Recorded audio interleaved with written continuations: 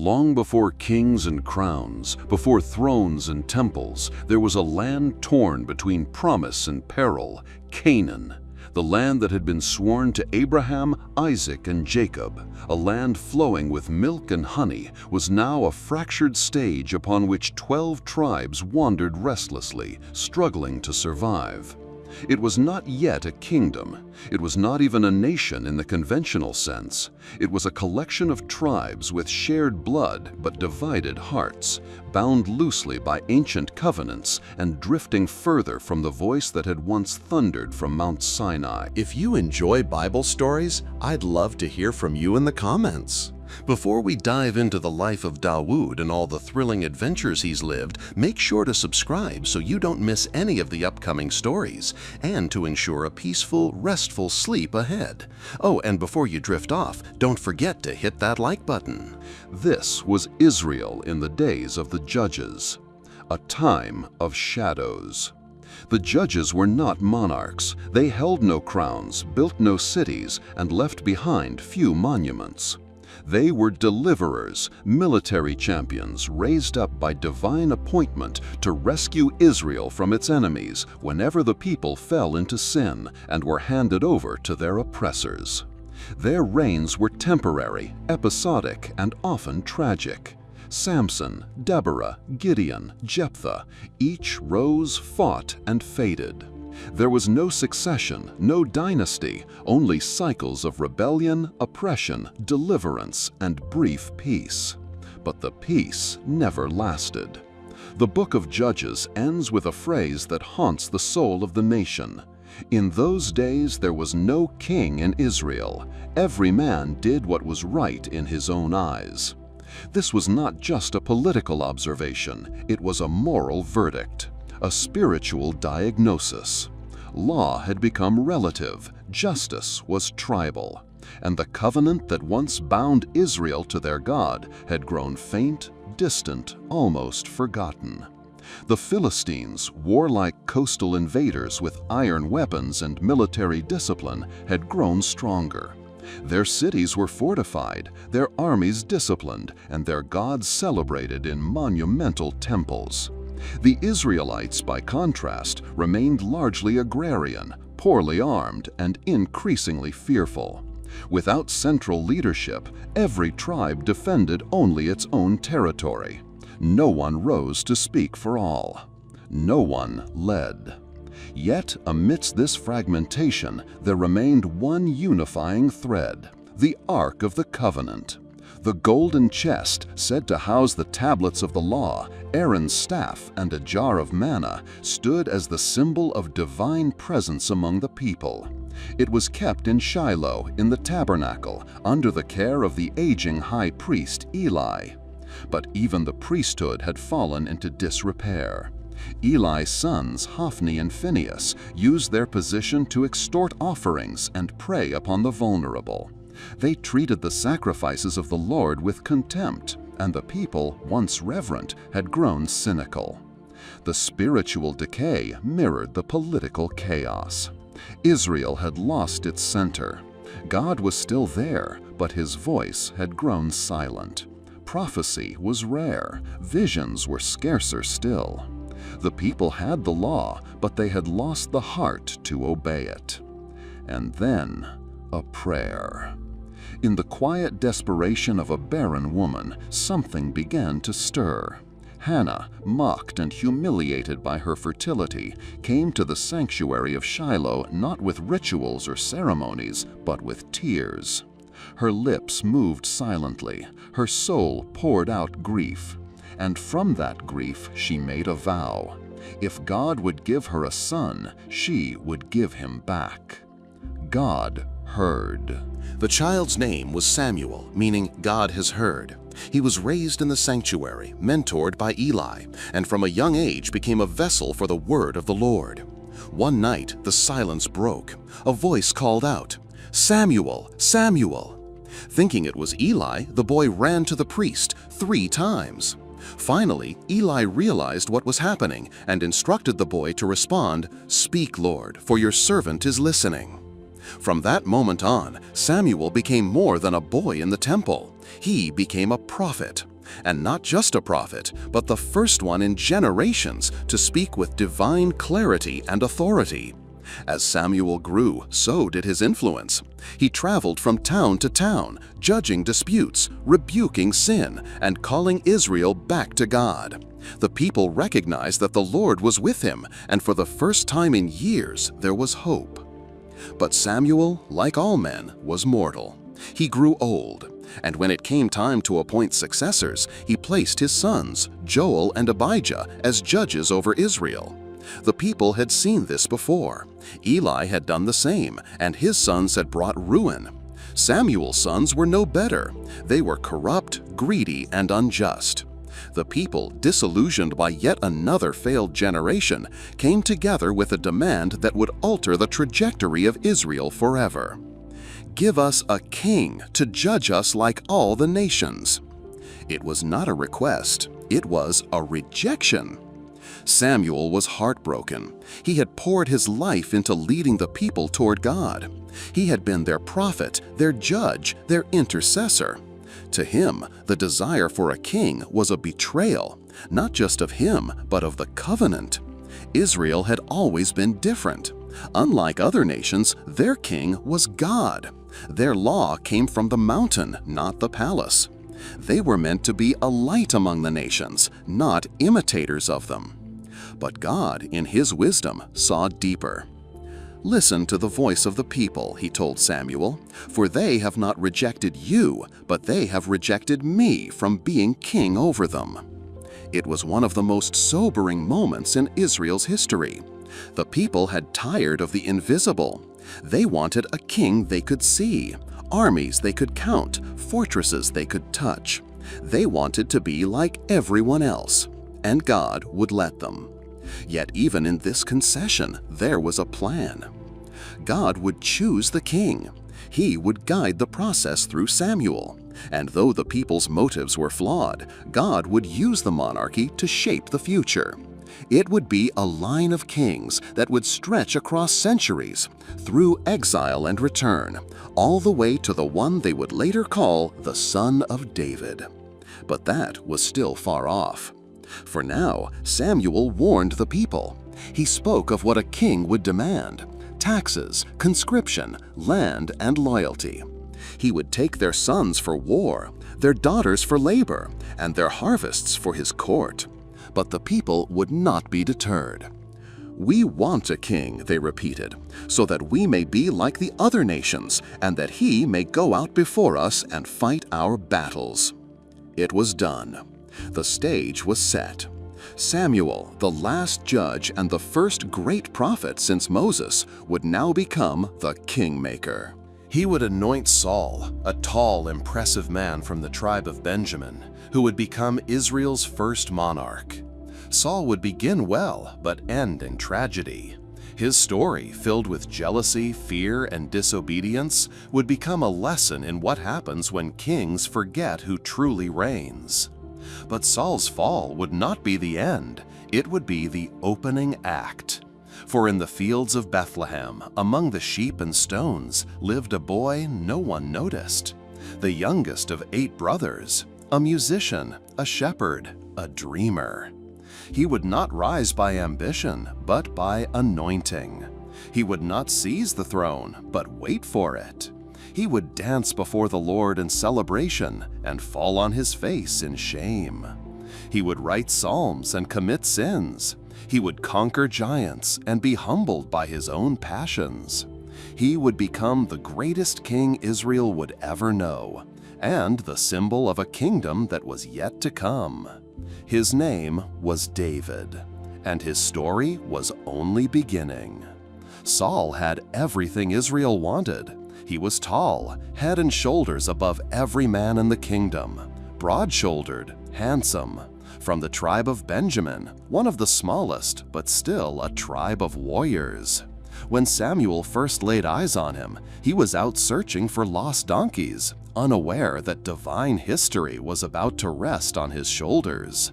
He didn't seek power, it found him, and in that humility, Israel saw their hope. But appearances deceive.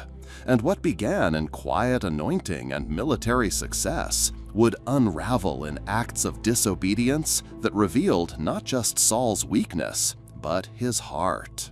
The decline began not in battle, but in fear. After being anointed by Samuel and confirmed by public casting of lots, Saul quickly proved himself a capable war leader.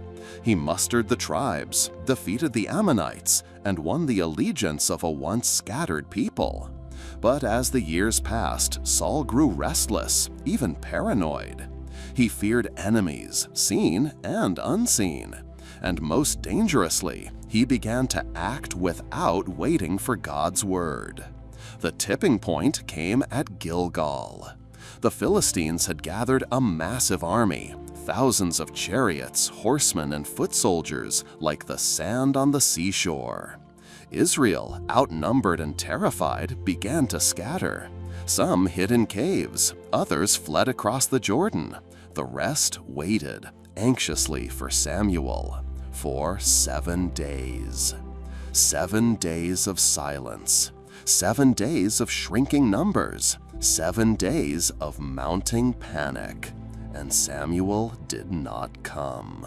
It was more than a reprimand. It was a severance. The divine favor that had hovered over Saul like a protective cloud began to lift. And yet he remained king for now. God's judgment was not immediate exile, it was slow erosion. The throne would remain under Saul's body, but not under his legacy. His line would not continue. Another had already been chosen, a man after God's own heart. But Saul didn't know who, not yet. Still, there was one more test, and he would fail again. This time, the battlefield was Amalek. The Amalekites had long been enemies of Israel, ambushers of the weak, assailants of the innocent, cowards who had attacked from behind when Israel had first emerged from Egypt. Now, God gave Saul a clear and direct command through Samuel. Go and completely destroy the Amalekites, men, women, children, infants, cattle, sheep, camels, and donkeys. It was a severe command, a judgment not just of a people, but of centuries of bloodshed and evil. The language was absolute: leave nothing, spare no one. This was holy war in its most literal and terrifying form. Saul, the instrument of divine justice, was expected to obey completely. And he nearly did. But nearly is not obedience. Saul spared Agag, the Amalekite king. He also spared the best of the livestock, oxen, sheep, and everything good. The people were pleased. They had won. They had routed the enemy. But they had done it on their terms, not God's. When Samuel arrived, Saul greeted him cheerfully. "Blessed be you to the Lord. I have performed the commandment of the Lord." But Samuel's reply was as sharp as a prophet's staff. "Then what is this bleating of sheep in my ears and the lowing of oxen that I hear?" Saul's smile faltered. He blamed the people. They spared the best to sacrifice to the Lord. He painted partial obedience as piety.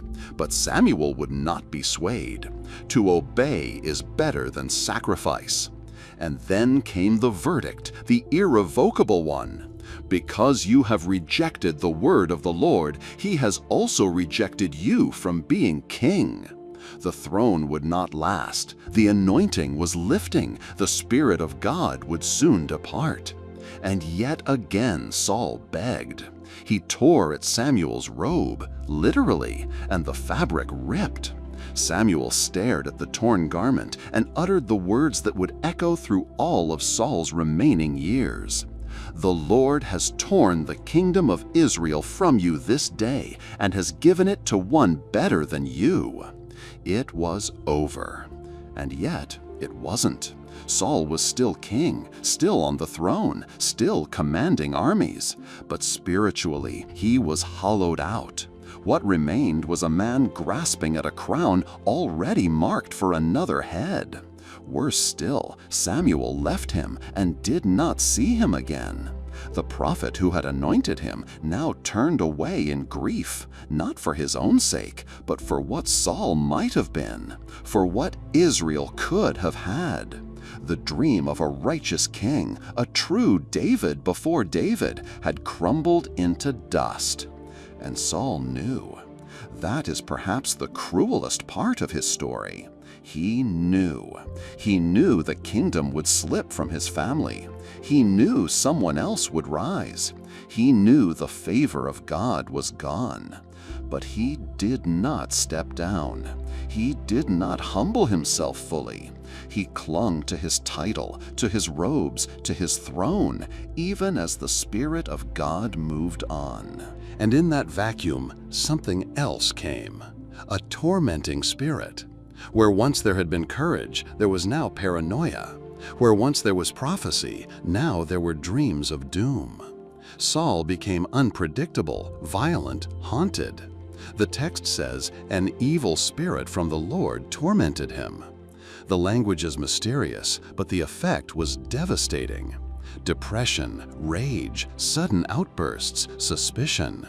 His servants saw it, his family saw it. The people whispered of it.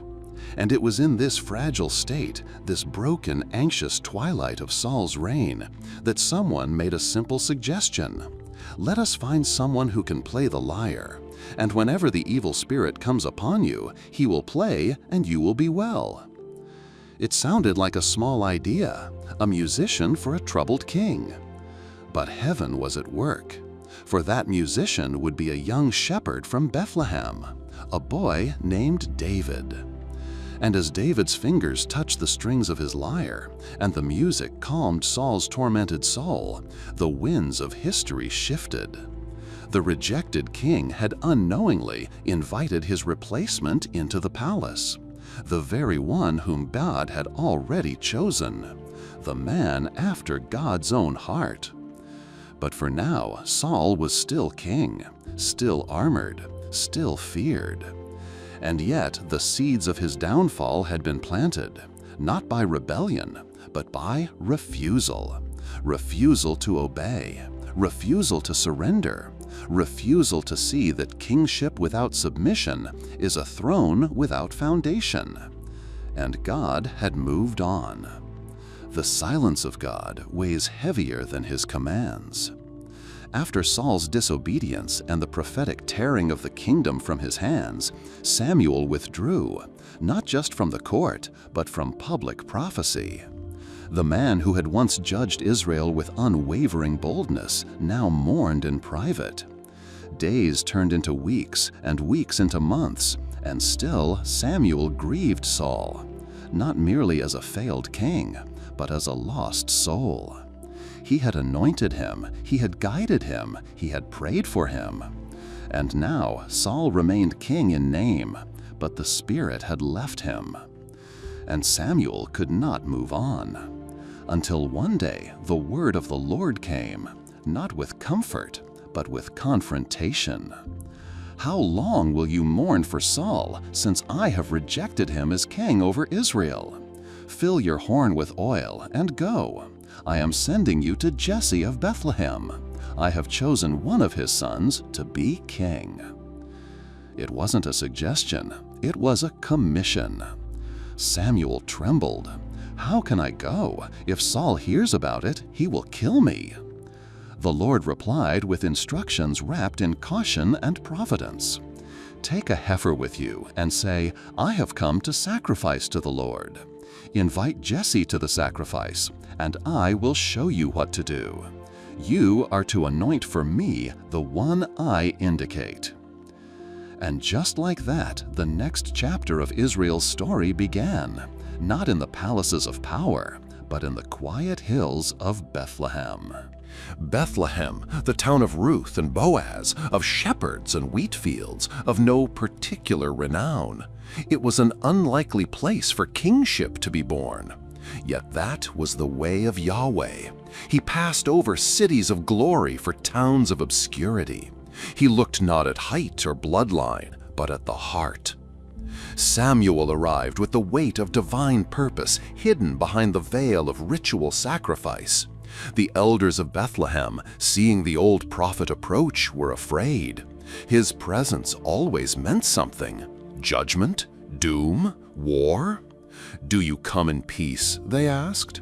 Samuel nodded. "In peace. I have come to sacrifice to the Lord.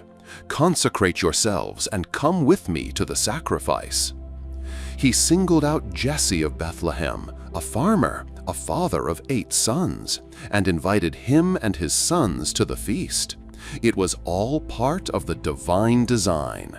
The next king was among them, and Samuel, the last great judge of Israel, would find him, not by sight, but by listening. The sons of Jesse began to pass before the prophet, one by one. The first, Goliath, was striking, tall, strong, a warrior's frame. The moment Samuel saw him, his old instincts flared. "Surely the Lord's anointed stands here before the Lord." But God interrupted his thought. "Do not consider his appearance or his height, for I have rejected him. The Lord does not look at the things people look at. People look at the outward appearance, but the Lord looks at the heart." Eliab stepped aside. Then came Abinadab, another strong, capable man. No.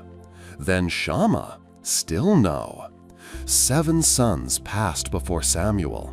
7 chances, 7 rejections. Confused, Samuel turned to Jesse. "Are these all the sons you have?" Jesse hesitated. "There is still the youngest," he said. "He is tending the sheep." He hadn't even been invited. To Jesse, David was a boy, a shepherd, a singer, unlikely, unimportant. But to God, he was already king. Samuel said, "Send for him. We will not sit down until he arrives." And so a servant was dispatched into the hills. Word traveled through the wind.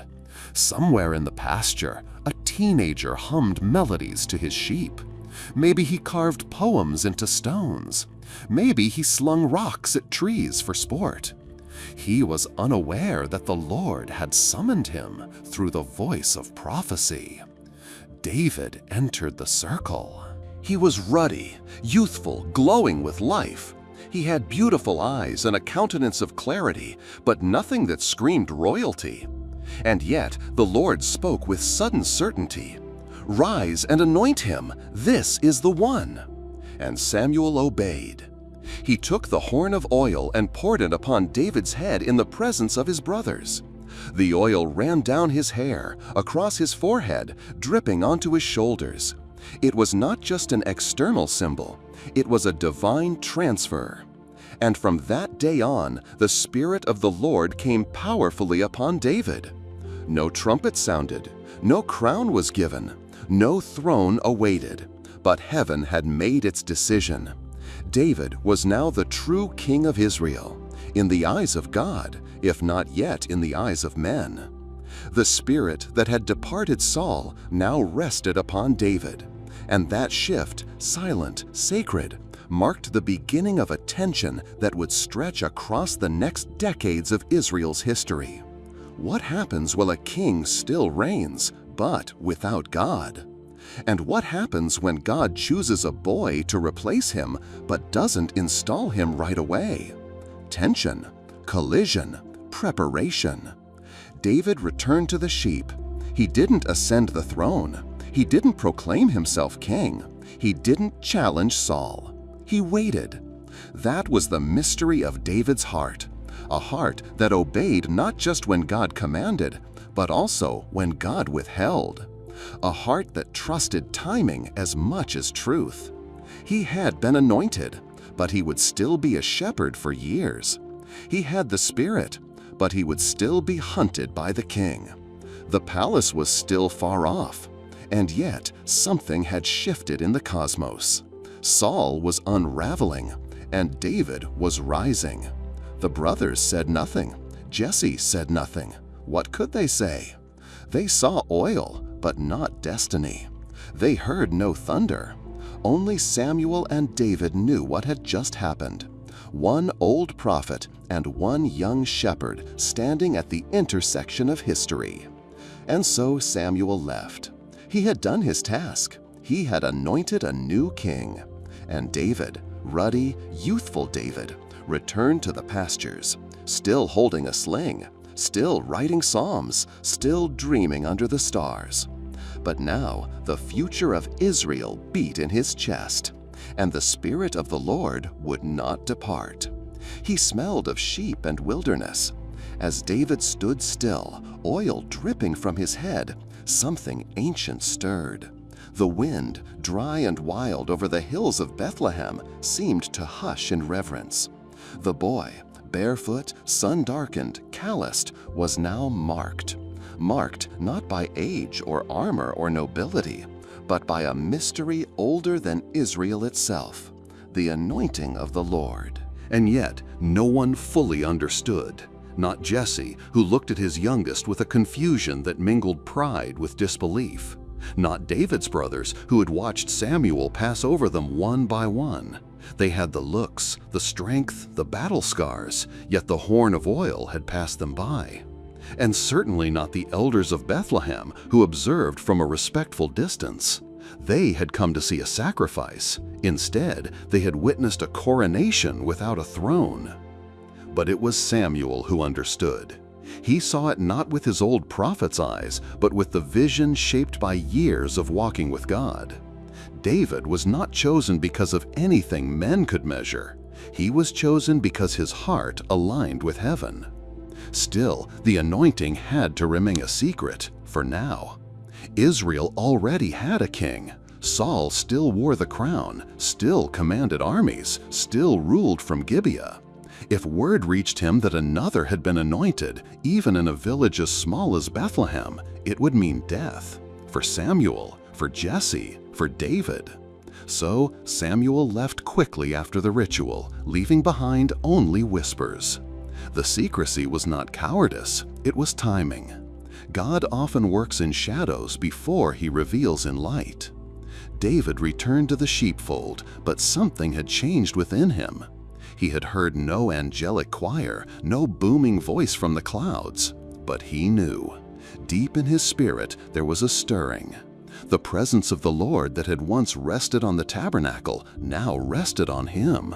Not because of power, but because of purpose. And in that moment, David began to live in two worlds, the visible and the invisible. To the eye, he was still the youngest son, a shepherd. To heaven, he was king in waiting. This duality would define the next years of his life.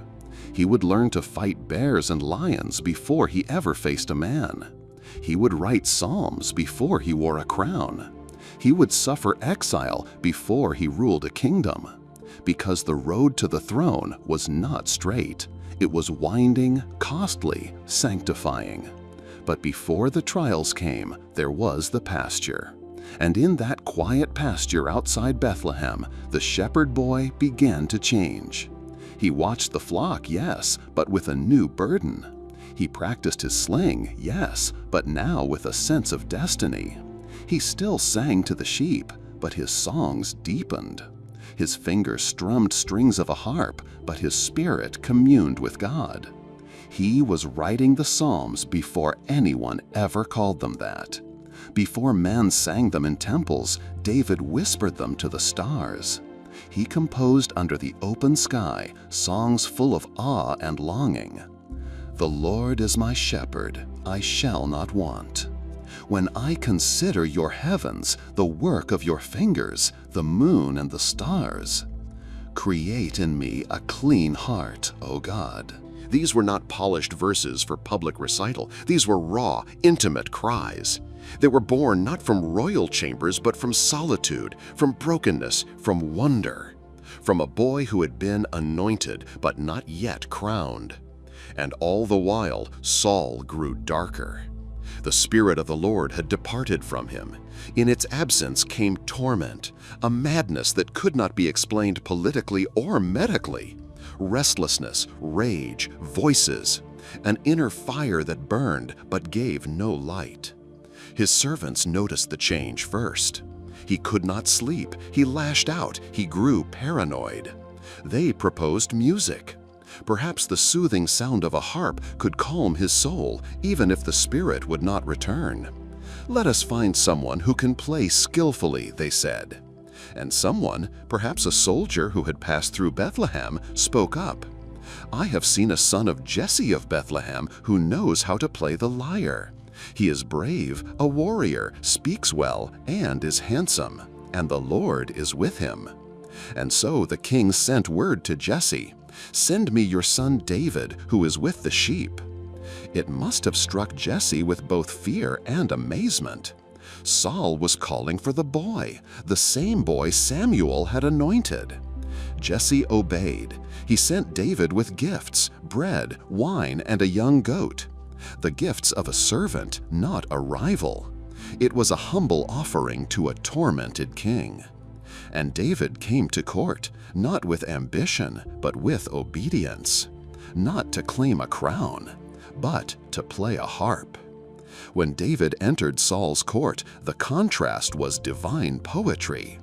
The man whom God had chosen stood before the man whom God had rejected.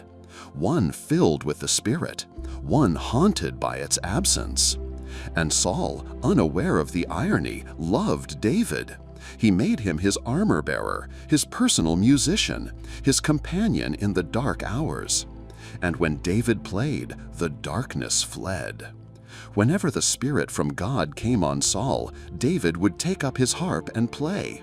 Then relief would come to Saul, he would feel better, and the evil spirit would leave him. David's music had more than melody, it had power, because it carried the presence of God. He was not just playing to ease Saul's torment, he was ministering from the overflow of his anointed soul. Still, Saul didn't know.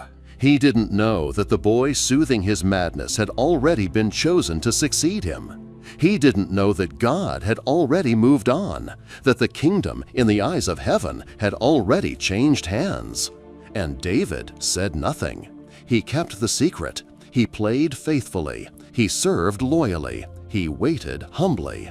Because David understood something few ever do.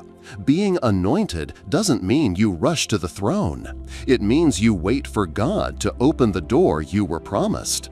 He had oil on his head, but humility in his heart. He didn't manipulate or maneuver. He served the man whose seat he would one day inherit. And in that paradox, David became great, not through conquest, but through surrender. He learned to wield a harp before he wielded a sword, to calm spirits before commanding men, to honor authority even when it was broken. In the silence of servanthood, God was shaping a king not after power, but after God's own heart. And while Saul descended into deeper shadows, David rose, quietly, steadily, invisibly. The crown was coming, but first the cave, the chase, the betrayal, the exile, and the breaking. Because no one wears the crown of Israel without first being broken by the weight of it. But for now, in Saul's court, a boy played music that made demons tremble. And the kingdom of God, like a seed, grew in secret. The harp strings had not yet settled from their last note when Saul opened his eyes. Silence hovered. It wasn't the silence of emptiness, but of peace. An unfamiliar stillness flooded the throne room of Gibeah. The tormented king breathed slower. His hands stopped shaking. The fire behind his eyes dimmed. And standing in the corner, still holding the harp, was David. He had not said a word. He had simply played. But that melody, born under Bethlehem's stars and shaped in solitude, had pierced the shadows of the palace. It was the first time in weeks, perhaps months, that Saul's madness had receded, and he didn't know why. Saul hadn't always been this way. He had once stood tall among his people, handsome, commanding, chosen by God through the prophet Samuel. The Spirit had once rushed upon him, empowering him to prophesy, to lead, to strike fear into enemies. But disobedience, subtle at first, then blatant, had opened a door. Not just to rebellion, but to a void. And nature, even spiritual nature, abhors a vacuum. When the Spirit of the Lord departed from Saul, 1 Samuel 16:14, Scripture tells us that an evil spirit from the Lord tormented him. The phrasing is mysterious. Some scholars call it a judgment, others a form of possession, still others a symbolic way of describing the king's descent into paranoia, depression, rage, and spiritual alienation. But whatever it was real. And it grew worse. At night, Saul would thrash and scream. By day, he'd pace the halls like a lion in a cage. He'd lash out at servants for imagined insults. He'd call for his sword during feasts. Even those closest to him grew afraid. The nation whispered something was not right with the king. But what could they do? The throne was divine, untouchable. Even madness did not remove the crown. So his advisors suggested a strange cure. Let our Lord command his servants here to search for someone who can play the lyre. He will play when the evil spirit from God comes upon you, and you will feel better. Music, a strange prescription for a spiritual disease. But desperate men tried desperate measures, and Saul agreed. Now, among the courtiers was someone who had passed through Bethlehem, perhaps on military duty or on royal census business, and he remembered a boy, a youth unlike any he'd met. I have seen a son of Jesse of Bethlehem who knows how to play the lyre. He is a brave man and a warrior. He speaks well and is fine-looking, and the Lord is with him. That last line mattered most. And the Lord is with him. Saul, who had once known what that felt like, now clung to the hope that perhaps, just perhaps, the presence of the Lord still moved, even if not upon him. So he sent word to Jesse, and David, the shepherd anointed, came not with a sword or scepter, but with a harp. It was a strange beginning to royal service. David arrived carrying bread, wine, and a goat, a servant's offering to a king. There was no announcement of his anointing, no mention of Samuel, no hint of destiny. He entered the palace humbly, eyes wide at the golden columns and draped tapestries. The smell of incense and old stone lingered in the halls. This was not the open pasture he knew. This was the court. He was assigned quarters, perhaps among the servants.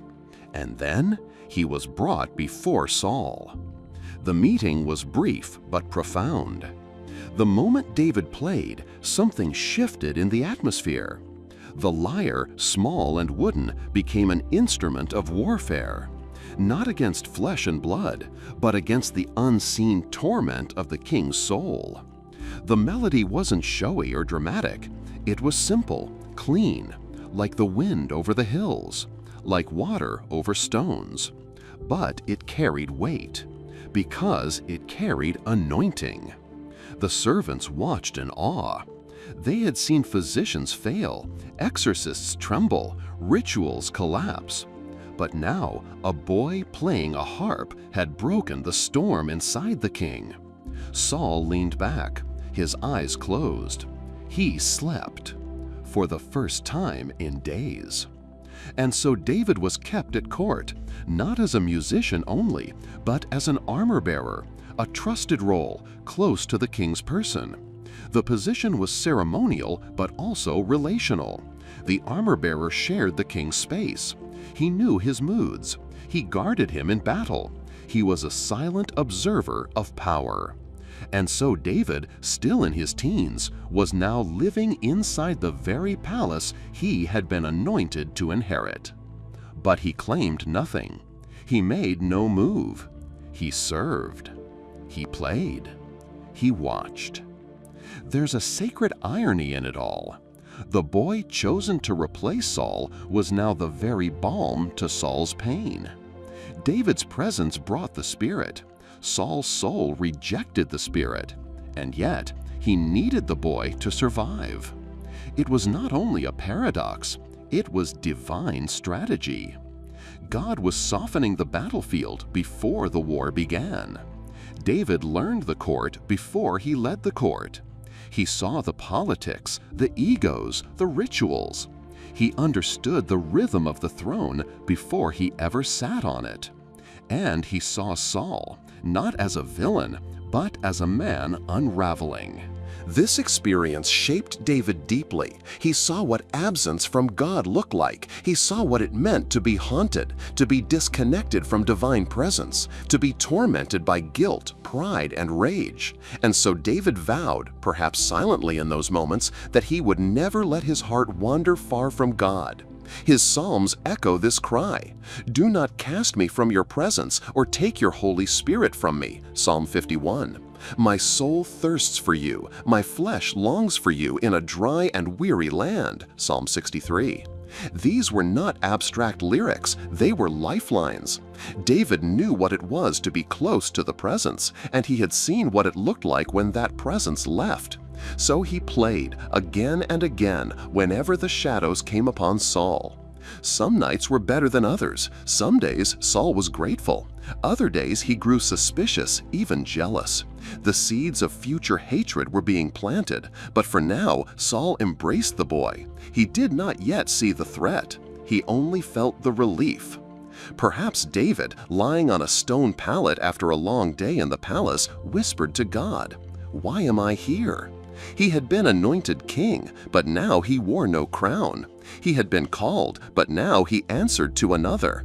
He had greatness in his future, but for now he carried another man's armor and soothed another man's soul. But that too was God's design. Because before David could rule, he had to serve. Before he could lead a nation, he had to learn to quiet a single heart. Before he could wield a sword in war, he had to wield music in peace. This was divine apprenticeship. And every note he played in Saul's chamber was not just therapy, it was training. One night, perhaps after a particularly difficult episode, Saul wept. The evil spirit had come strong. David had played harder. The harp's strings nearly snapped under the pressure. And Saul, trembling, looked at the boy and asked, "What is it about you?" David said nothing. He simply smiled, nodded, and played again. Thus began a season of strange grace, where a broken king leaned on a boy he did not understand, where a shepherd lived among warriors, where psalms were born not just in pastures but in palaces. And through it all, God was shaping history in silence. No public fanfare, no prophetic announcements, just music, just presence, just obedience. In the days following David's unexpected induction into the court of King Saul, the rhythms of palace life began to shift, ever so subtly at first, but with an undercurrent of destiny. It was as if a new instrument had been added to a long-standing symphony, one whose gentle notes would, in time, rise to reshape the entire composition. David, the young shepherd from Bethlehem, son of Jesse, entered the royal household not with armor or sword, but with a harp and an anointing unknown to any within those walls. His first steps within the palace were humble. He was summoned not as a warrior or diplomat, but as a musician, an answer to the king's torment. Saul, increasingly haunted by dark moods and restless spirits, had come to rely on David's playing to find moments of calm. And in those moments, as David strummed his lyre and poured melodies into the heavy air of the royal chamber, something began to happen. Not only did the spirits flee, but eyes began to turn. It was within this strangely intimate space between king and musician that David first glimpsed the complex machinery of the monarchy from the inside. Yet what he saw was not the splendor of power, but its fragility. Saul, though a towering figure in the public eye, appeared in private as a man unraveling. His moods swung wildly. His gaze would linger on David with suspicion one moment and with paternal affection the next. There were days when he praised the boy's skill and others when he stared off into the shadows, muttering of betrayal and threats. The servants whispered, the advisors gave each other knowing looks. The kingdom, they feared, was being held together by increasingly fraying cords, and David, whether he knew it or not, was becoming one of them. But it was not Saul alone whom David encountered. As days passed and his role expanded, the doors of the court opened further. He met Jonathan, Saul's eldest son, a prince known among the people for his bravery in battle and his quiet nobility. Their meeting was unremarkable at first, a nod in the hallway, a greeting at the evening meal. But Jonathan was a watcher of men, and he saw in David a rare combination of courage and humility, of strength and restraint. It was not long before their paths crossed more meaningfully. One day, after a particularly intense musical session with the king, where David's playing had seemed to pull Saul back from the brink of a violent fit, Jonathan approached him. There was a curiosity in his eyes, but also a warmth. "You have a gift," he said simply, "not just of music, but of presence. You quiet more than his madness." David smiled, unsure how to respond. "I only play what's in my heart." "And what's in your heart?" Jonathan asked. David thought for a moment. "The hills, my sheep, the songs my father sang, and something else, something I don't yet understand." Jonathan studied him. "Perhaps that something is why my father fears you." It was the first time anyone had said it aloud. David froze. "Fears me? I am no threat." Jonathan smiled sadly. Sometimes the greatest threat to a king is not a sword, but a song sung with conviction. From that moment, a bond began to form, one that would become legendary in the annals of Israel. David and Jonathan, though different in upbringing and station, found in each other a kinship of spirit. Jonathan saw in David not a rival, but a kindred soul. David, in turn, saw in Jonathan a man of honor in a court full of shifting allegiances. The two spent time together, talking, sparring, walking the palace grounds. Jonathan introduced David to the nuances of court life, taught him the protocols, the personalities, the politics. He warned him of courtiers who smiled too much and of advisors who whispered too softly. He also shared stories of Saul's early days, of victories and regrets, of the burden of legacy. And in these conversations, David learned not only about the monarchy, but about the man who bore its crown. For David, the palace was no longer just a place of refuge from the fields. It was becoming a place of delicate balance, where every word carried weight and every gesture was scrutinized. He was still the musician, but he was also now a companion to the prince, a confidant to the princess, and, though he did not seek it, a figure of quiet influence.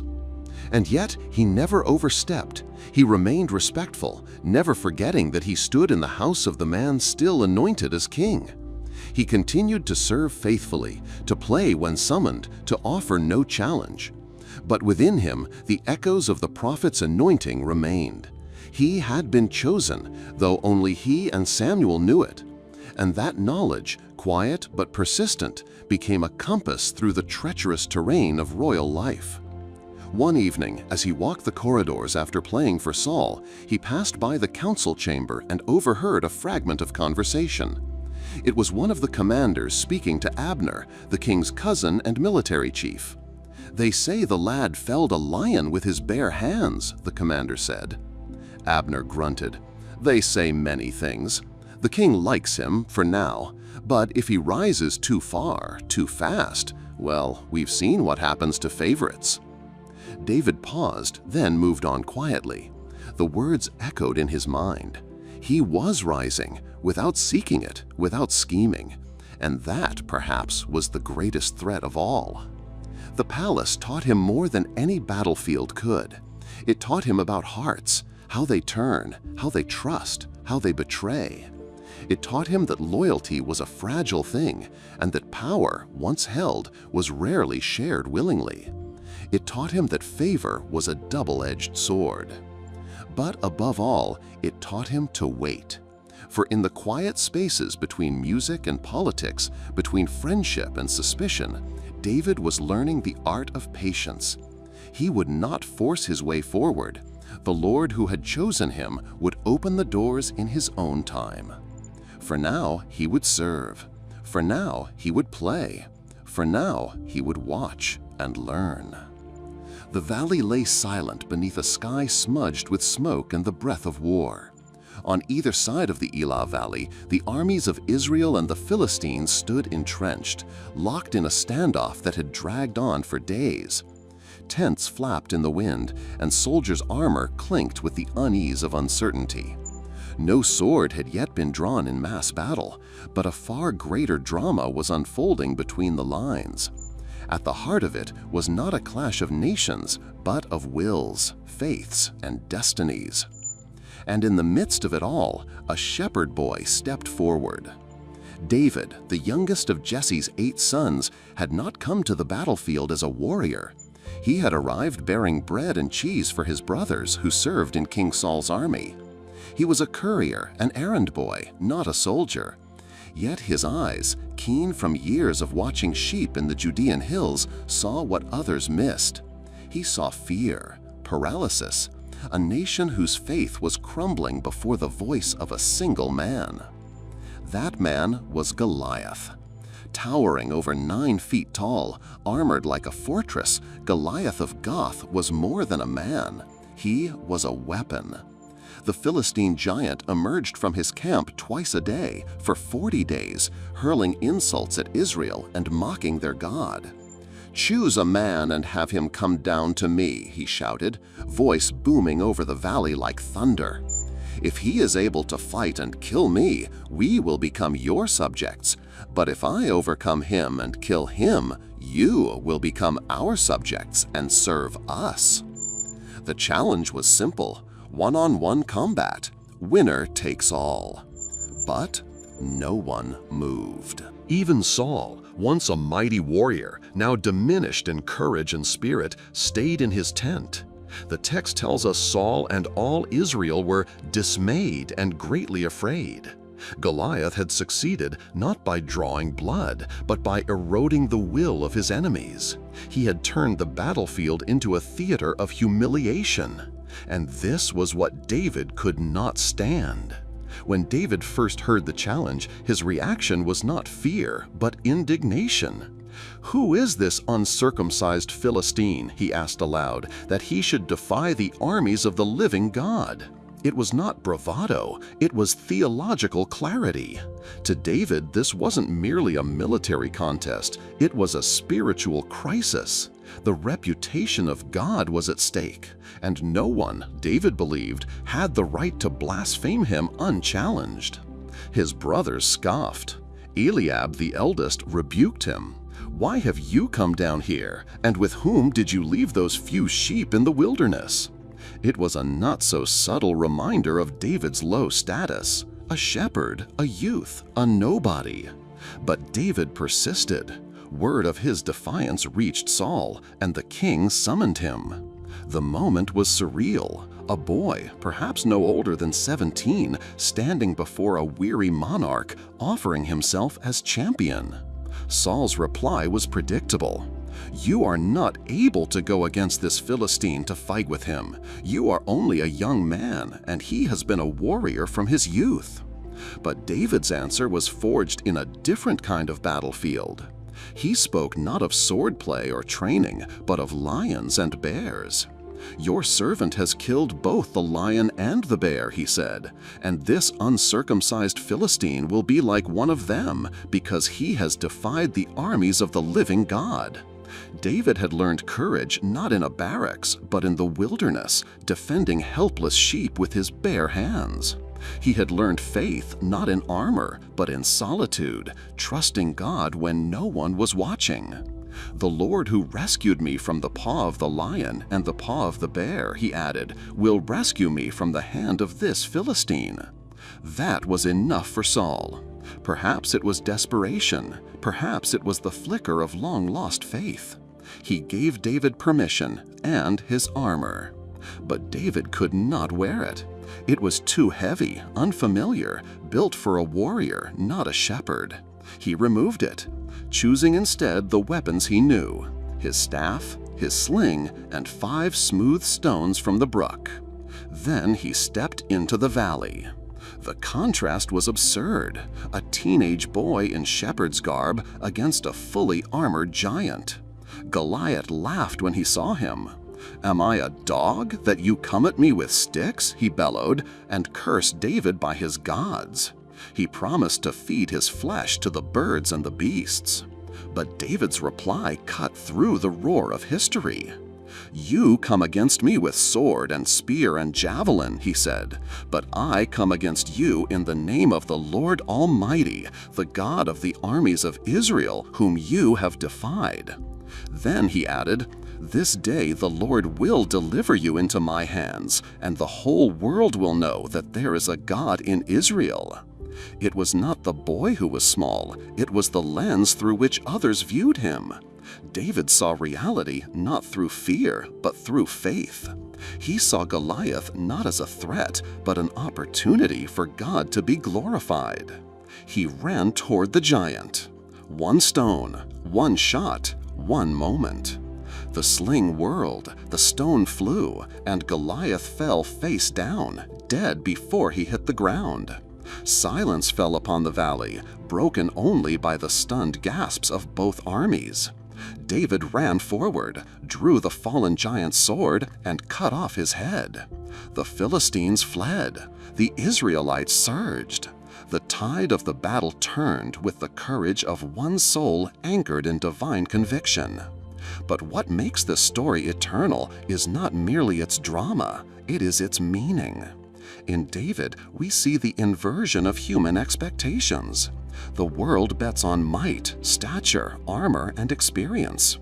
God chooses a shepherd boy with a sling. The world fears the giant. David fears God alone. He ran toward the giant.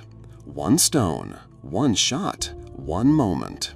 The sling whirled, the stone flew, and Goliath fell face down, dead before he hit the ground. Silence fell upon the valley, broken only by the stunned gasps of both armies. David ran forward, drew the fallen giant's sword, and cut off his head. The Philistines fled. The Israelites surged. The tide of the battle turned with the courage of one soul anchored in divine conviction.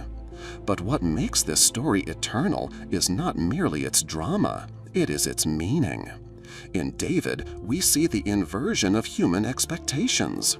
The world bets on might, stature, armor, and experience. God chooses a shepherd boy with a sling. The world fears the giant. David fears God alone. He ran toward the giant. 1 stone, 1 shot, 1 moment. The sling whirled, the stone flew, and Goliath fell face down, dead before he hit the ground. Silence fell upon the valley, broken only by the stunned gasps of both armies. David ran forward, drew the fallen giant's sword, and cut off his head. The Philistines fled. The Israelites surged. The tide of the battle turned with the courage of one soul anchored in divine conviction. But what makes this story eternal is not merely its drama, it is its meaning. In David, we see the inversion of human expectations. The world bets on might, stature, armor, and experience. God chooses a shepherd boy with a sling. The world fears the giant. David fears God alone. He ran toward the giant. Theologically, the narrative explodes with symbolism. Goliath is more than a man. He is the embodiment of chaos, arrogance, and godlessness. He wears scale armor, a serpentine echo of Eden's adversary. He issues a challenge of death and domination, and he is slain not by brute force, but by the hand of a covenant-believing youth who speaks not of himself, but of the name of the Lord.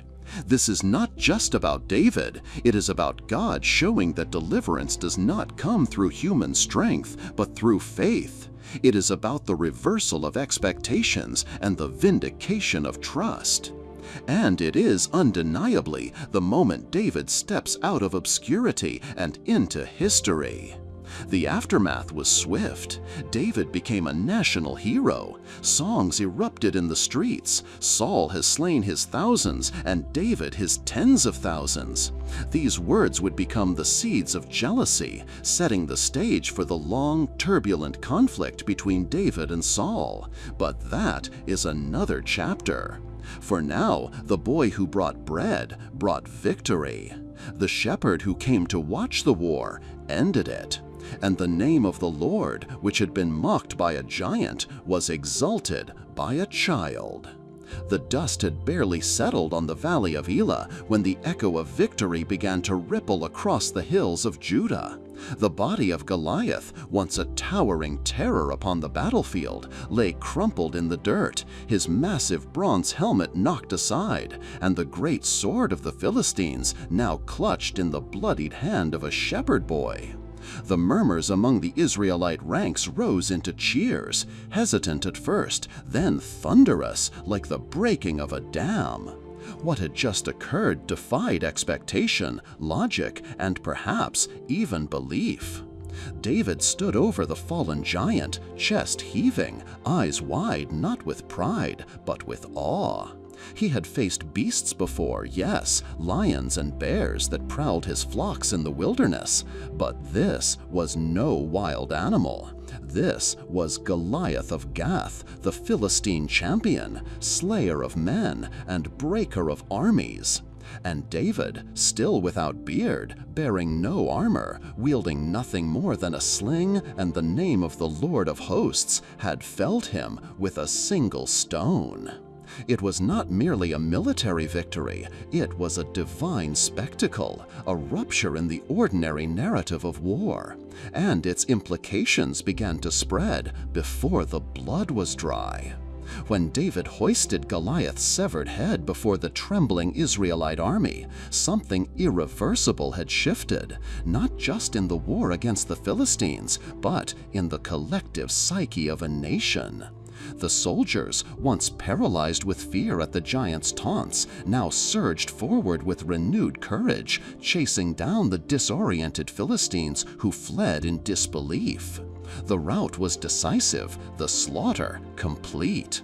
And behind this tide of triumph marched David, no longer a nameless shepherd boy, but a living legend. His name, until then unknown to the people, began to pass from mouth to mouth, lips to lips, like a sacred word. In the days that followed, Saul's camp was no longer a place of mourning and desperation, but one of revelry. The king, shaken yet grateful, called for the boy who had delivered them from humiliation. And as David stood before him, still stained with the gore of battle, Saul's gaze was layered with something difficult to define: gratitude, curiosity, and perhaps, in some small seedling form, unease. "Whose son are you, young man?" the king asked, despite having already met him as a harpist in his courts. It was not forgetfulness that prompted the question, but an attempt to anchor this moment to something familiar. The boy had changed. Or perhaps the boy had remained the same, and it was Saul's perception that had been irrevocably altered. "I am the son of your servant Jesse the Bethlehemite," David replied, humility coating every syllable. But the court had already begun to whisper, not just of victory, but of favor, divine favor. Some said that the Lord had clearly abandoned Saul and placed his spirit upon another. Others saw David as the fulfillment of ancient hopes, the kind of leader Israel had always dreamed of: courageous, faithful, unshackled by fear or the trappings of power. As the army marched back toward Gibeah, Saul's capital, the celebration was unlike any in recent memory. Women poured out of villages to greet the returning troops, tambourines and lyres in hand, dancing in the streets with joy. Their voices rose in song, spontaneous and exuberant, as if the very earth rejoiced in chorus with them. Saul has slain his thousands, and David his tens of thousands. The song was innocent in its inception, a poetic hyperbole born of emotional overflow. But in the ears of Saul, it was poison. At first, the king smiled. He waved, nodded, lifted his hand in royal acknowledgement. But the words gnawed at him with every repetition. Saul has slain his thousands, and David, that boy, that shepherd, that nobody, his tens of thousands. What had begun as admiration curdled quickly into resentment. In the dark corners of Saul's mind, the song became an indictment. It mocked his kingship, undermined his authority, suggested a shift in allegiance not only among the people, but perhaps in heaven itself. He watched David walk among the soldiers, laughing and humble, unaware of the shadow now forming behind him. Every embrace David received, every cheer in his name, became another drop in the king's chalice of envy. Saul's soul had long been haunted.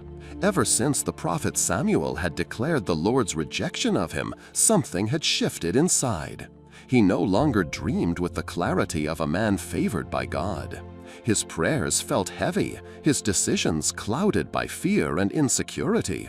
And now, as he looked upon David, Saul felt the chilling certainty that this boy was more than just a war hero. He was a threat. The irony, of course, was cruel. David had no ambition beyond service. He played the harp when summoned. He fought when sent. He obeyed his father, honored his king, loved his people. But virtue, in the eyes of the insecure, is often mistaken for ambition. The more David excelled, the more Saul recoiled. And so the king watched. He watched as David was promoted within the military, commanding 1,000 men. He watched as the people's affection grew, not waned. He watched as his own children, yes, even his own, gravitated toward David's light. Jonathan, Saul's firstborn, became as bound to David as a soul to its mirror. Michal, his daughter, looked upon David with eyes too tender for royal neutrality. Day after day, the tension coiled tighter within Saul.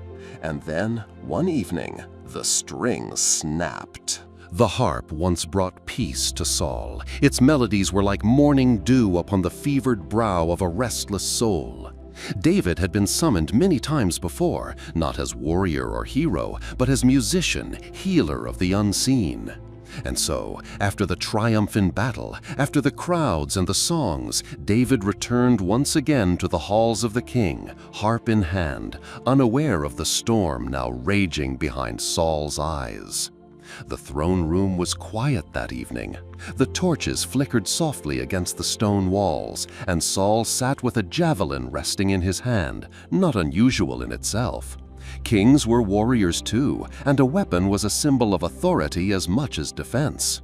But something in his grip was tighter than usual, his knuckles pale, his eyes unmoving as David played. Notes filled the room, gentle and deliberate, flowing like a stream between rocks.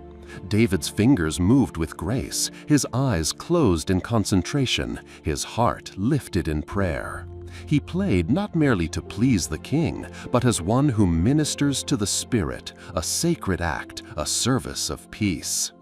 But for Saul, peace was now impossible. The music no longer soothed, instead it irritated, as if each note struck a nerve raw with jealousy. The song of the women still echoed in his skull. David, his tens of thousands, how dare they? How dare this boy steal the affections of the people, the loyalty of the army, the love of his children? In a sudden fury, Saul hurled the spear. It tore through the air like a curse unleashed, crashing into the wall where David's head had just been. Without breaking stride, David ducked, breath caught in his chest, then backed away slowly, the harp still in his hand, the string's last vibration dying like a gasp. No words were exchanged, none were needed. The message was clear. From that day forward, David became wary in the king's presence. What had once been simple and joyful, a life of loyal service, was now a maze of threats and shadows. Saul oscillated between affection and hatred, between offers of favor and acts of sabotage. One moment he would praise David in public. The next, he would send him on impossible missions, secretly hoping he'd be slain in battle. But David did not die. He prospered. Wherever he was sent, he succeeded. He fought with wisdom, spoke with grace, and carried himself with a dignity far beyond his years. The people loved him not merely for his victories, but for his presence. He did not strut, he did not demand. He carried his fame like a man carries a borrowed robe, with reverence, knowing it could be taken at any moment. And that was perhaps what gnawed most at Saul, that David did not seek power, yet it followed him. That he did not crave the throne, and yet seemed made for it. The hand of the Lord was evident upon him, and there was nothing Saul could do to stop it. When Saul offered David his daughter Merab as wife, on condition that he continue to serve valiantly in war, David was hesitant. "Who am I, and what is my life, or my father's family in Israel, that I should become the king's son-in-law?" he asked. It was not false humility. David truly saw himself as a servant, not a prince. But Saul had other plans. At the last moment, Merab was given to another man. Perhaps it was to shame David, perhaps it was to provoke him. It failed. Then came Michal. Saul's younger daughter loved David, and when he learned of this, a new plan formed in his mind, a trap hidden in a gift. He would offer Michal to David, but only for a bride price that seemed suicidal. Saul's hope was simple. David would die trying. David accepted without protest. But instead of dying, he returned with double the number required, 200, delivered without triumphalism, just obedience. Saul gave Michal to him in marriage, but the trap had backfired. Now David was both a national hero and the king's son-in-law. The web of fate tightened. Saul was afraid. It was not the fear of a warrior facing a stronger opponent. It was deeper, more primal, the fear of a man witnessing his own eclipse. He saw in David the trajectory he himself once had when he was first anointed, the fire of youth, the purity of purpose, the blessing of heaven. But while Saul had once possessed it and lost it, David possessed it and seemed to multiply it. The court grew tense, servants whispered, advisors weighed their loyalties. Jonathan remained loyal to both, his father and his friend, but his heart increasingly leaned toward David. Their bond was no ordinary friendship. It was covenantal, bound in soul and sealed by love. Jonathan saw in David not a rival to his inheritance, but a man chosen by God. It was Jonathan who first warned David of Saul's growing danger. "My father seeks to kill you," he said plainly. David was shaken. He had hoped, still, that the violence of that spear had been a moment of madness, not a glimpse of a deeper intent. But now it was undeniable. He was no longer merely in the king's shadow. He was in his sights. The tension in the royal household became unbearable. Even Michal, David's wife, began to see her father's intentions clearly. When Saul sent men to watch their house, planning to kill David at dawn, it was Michal who lowered David from the window and deceived the guards, buying him time to flee. He escaped.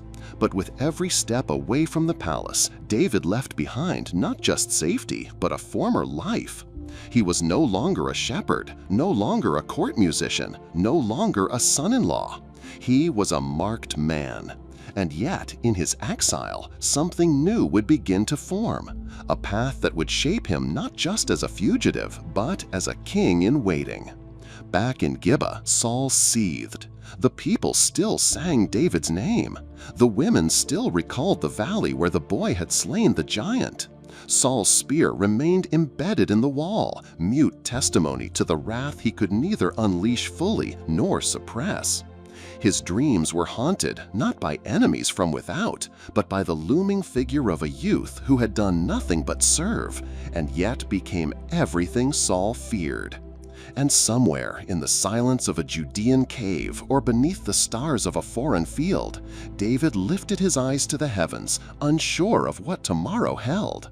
But one truth remained clear and immovable: the Lord was with him, and that, more than swords or crowns or songs, was the source of all things to come. After the stunning victory over Goliath, the name of David echoed through the valleys and hills of Israel with a force that neither blade nor crown could match. He had entered the battlefield a shepherd boy and left it a hero, a symbol of divine favor and national hope. But what followed in the days and weeks after Goliath's fall would mark the true beginning of a far more treacherous journey, one not waged with slings and stones, but with envy, fear, and the silent war of the human heart.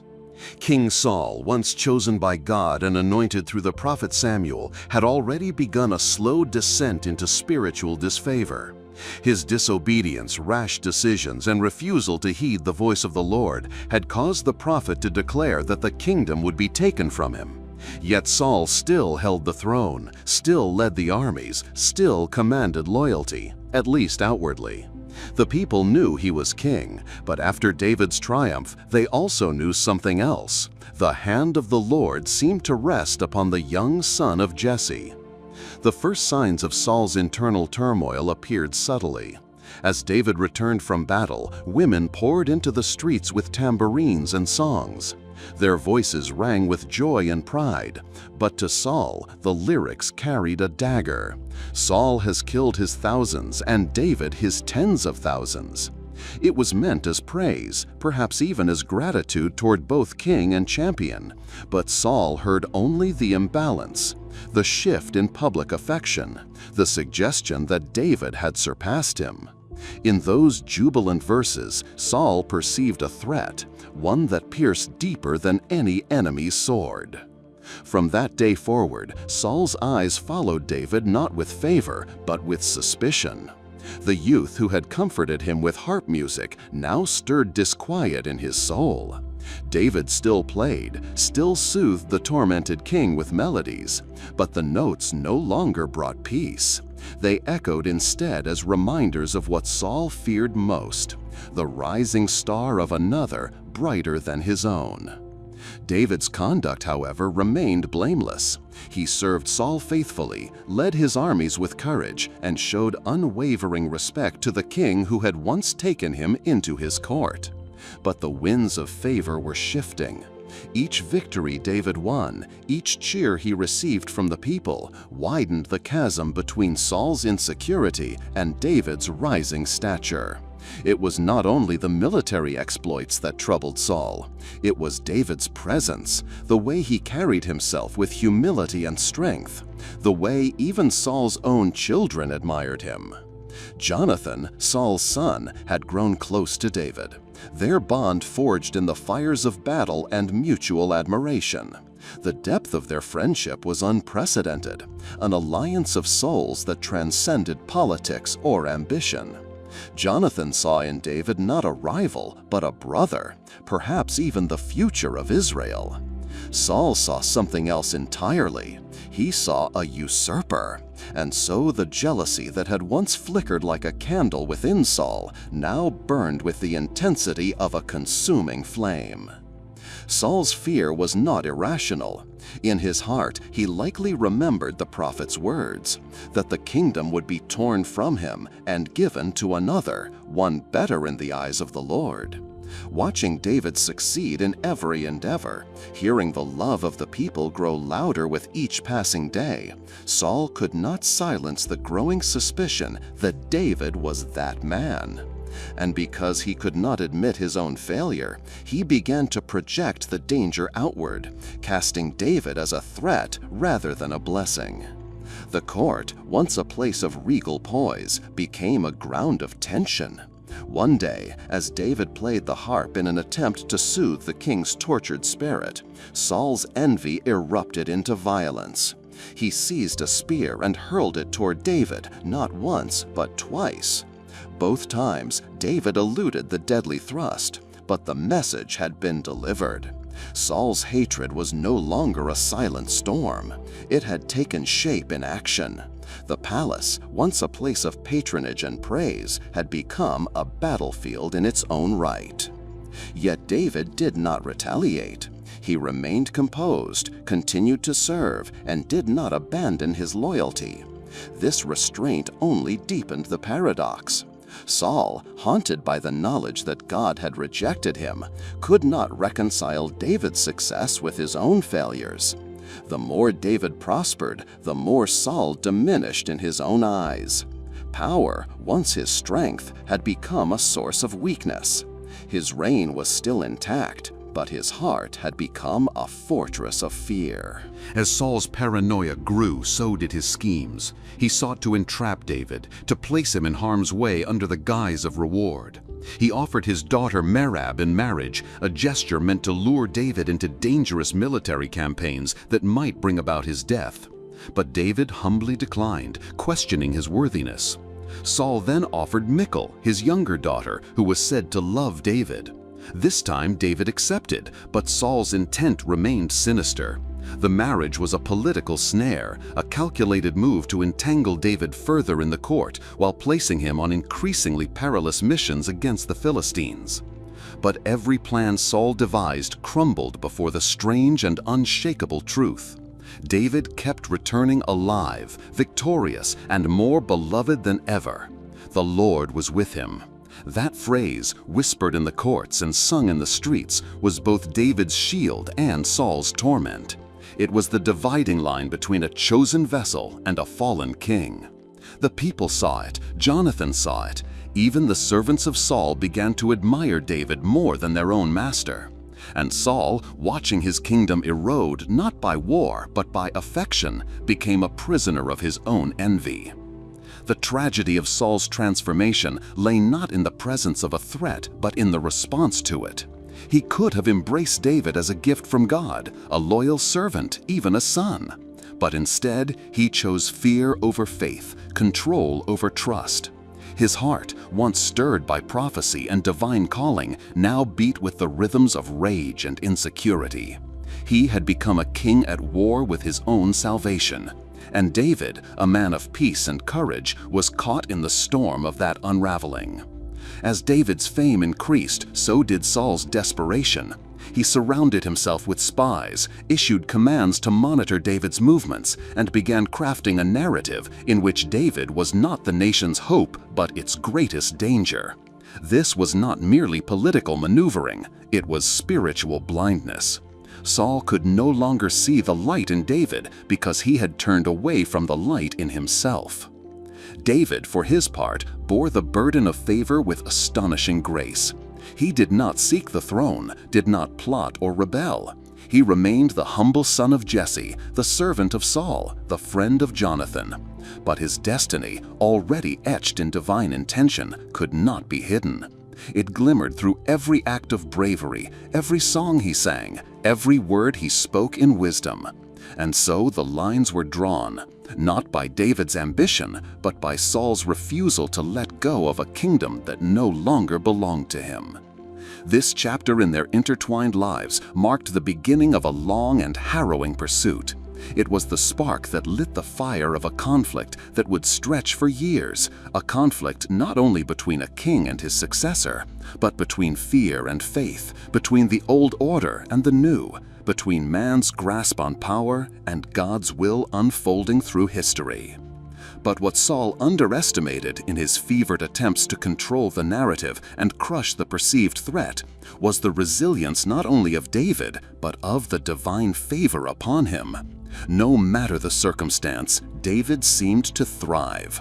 Each ambush that should have felled him, every stratagem that should have crushed his reputation, merely added to the legend. His name became a kind of quiet song among the common people, passed in whispers and hopeful glances.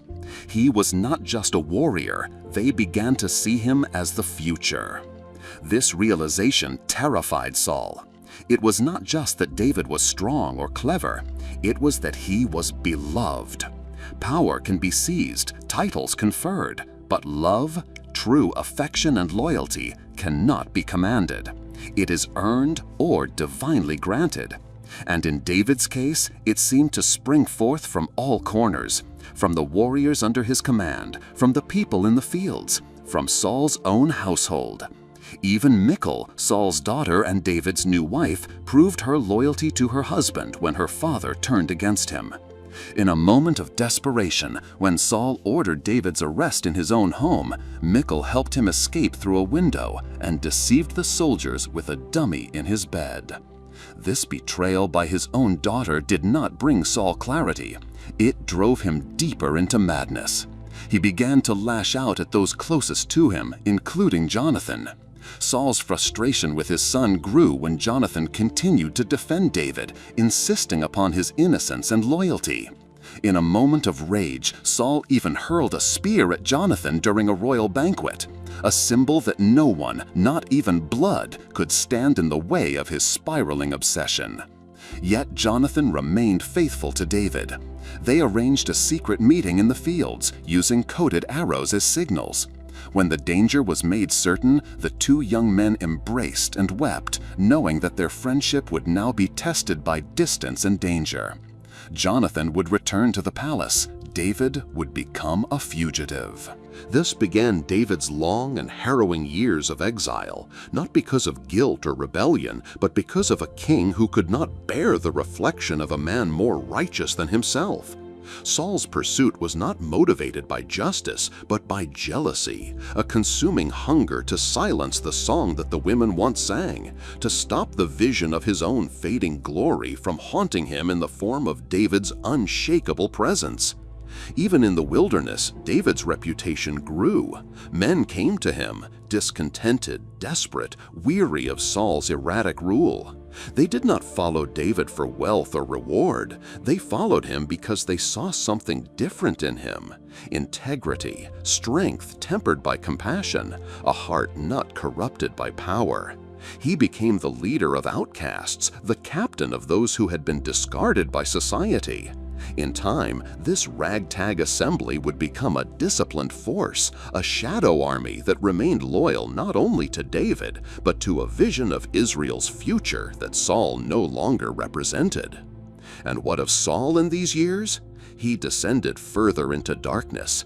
The Spirit of the Lord, which had once come upon him mightily, had now left him. In its place grew torment, suspicion, and a haunting sense of doom. His victories diminished, his decisions became increasingly erratic, and in moments of fear, he even resorted to forbidden practices, seeking out mediums and necromancers to glimpse a future that had already been sealed.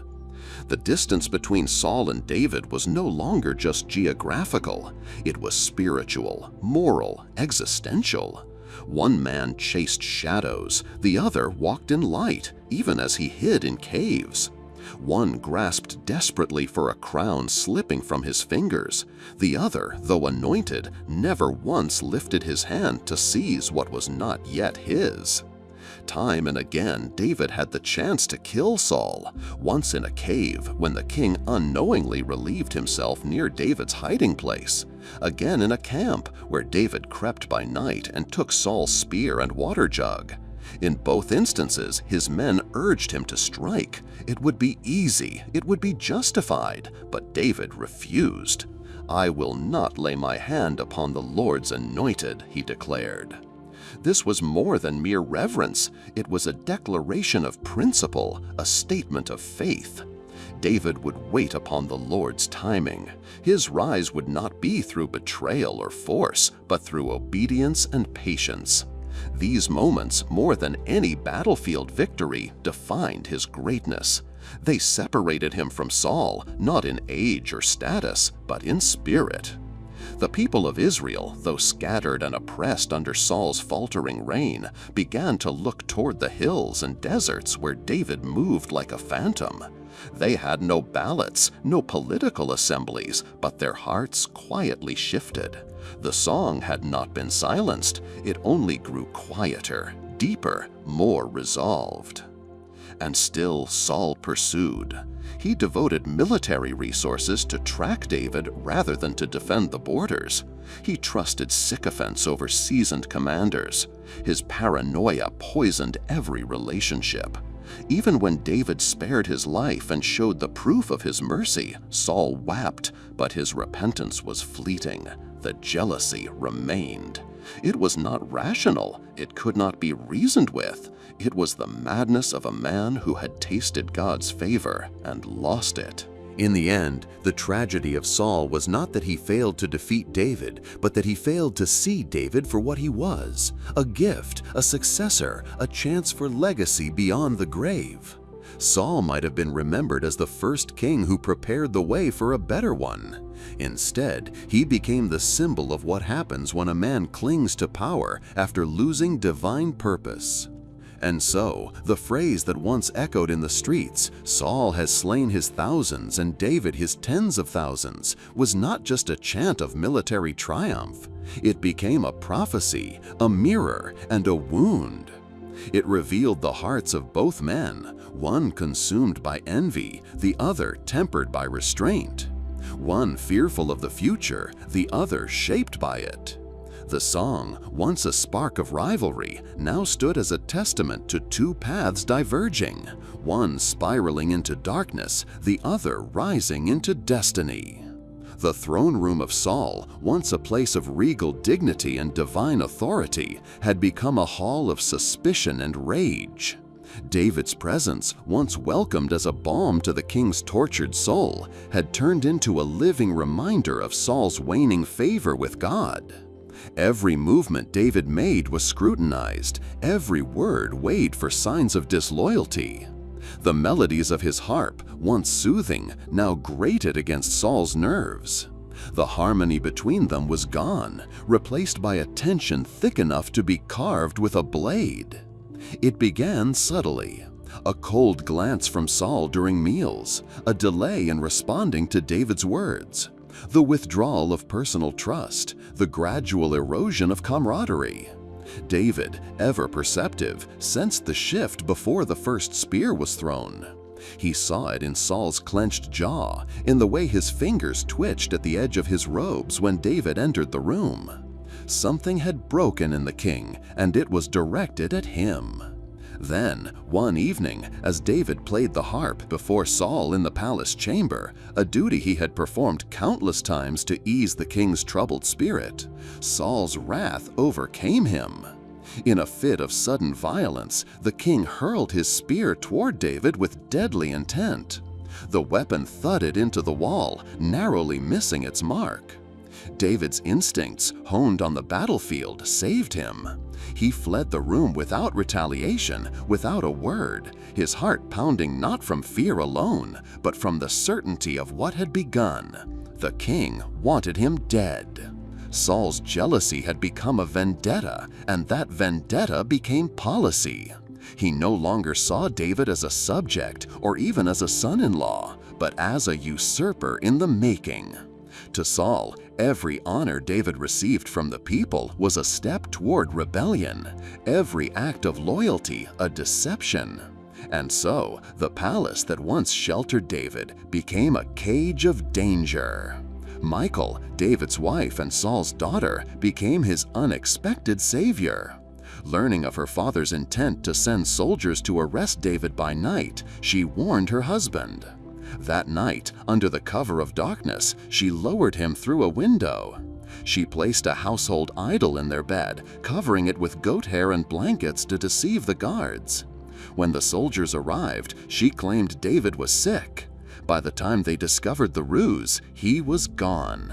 Saul's jealousy had become a vendetta, and that vendetta became policy. He no longer saw David as a subject or even as a son-in-law, but as a usurper in the making. To Saul, every honor David received from the people was a step toward rebellion, every act of loyalty a deception.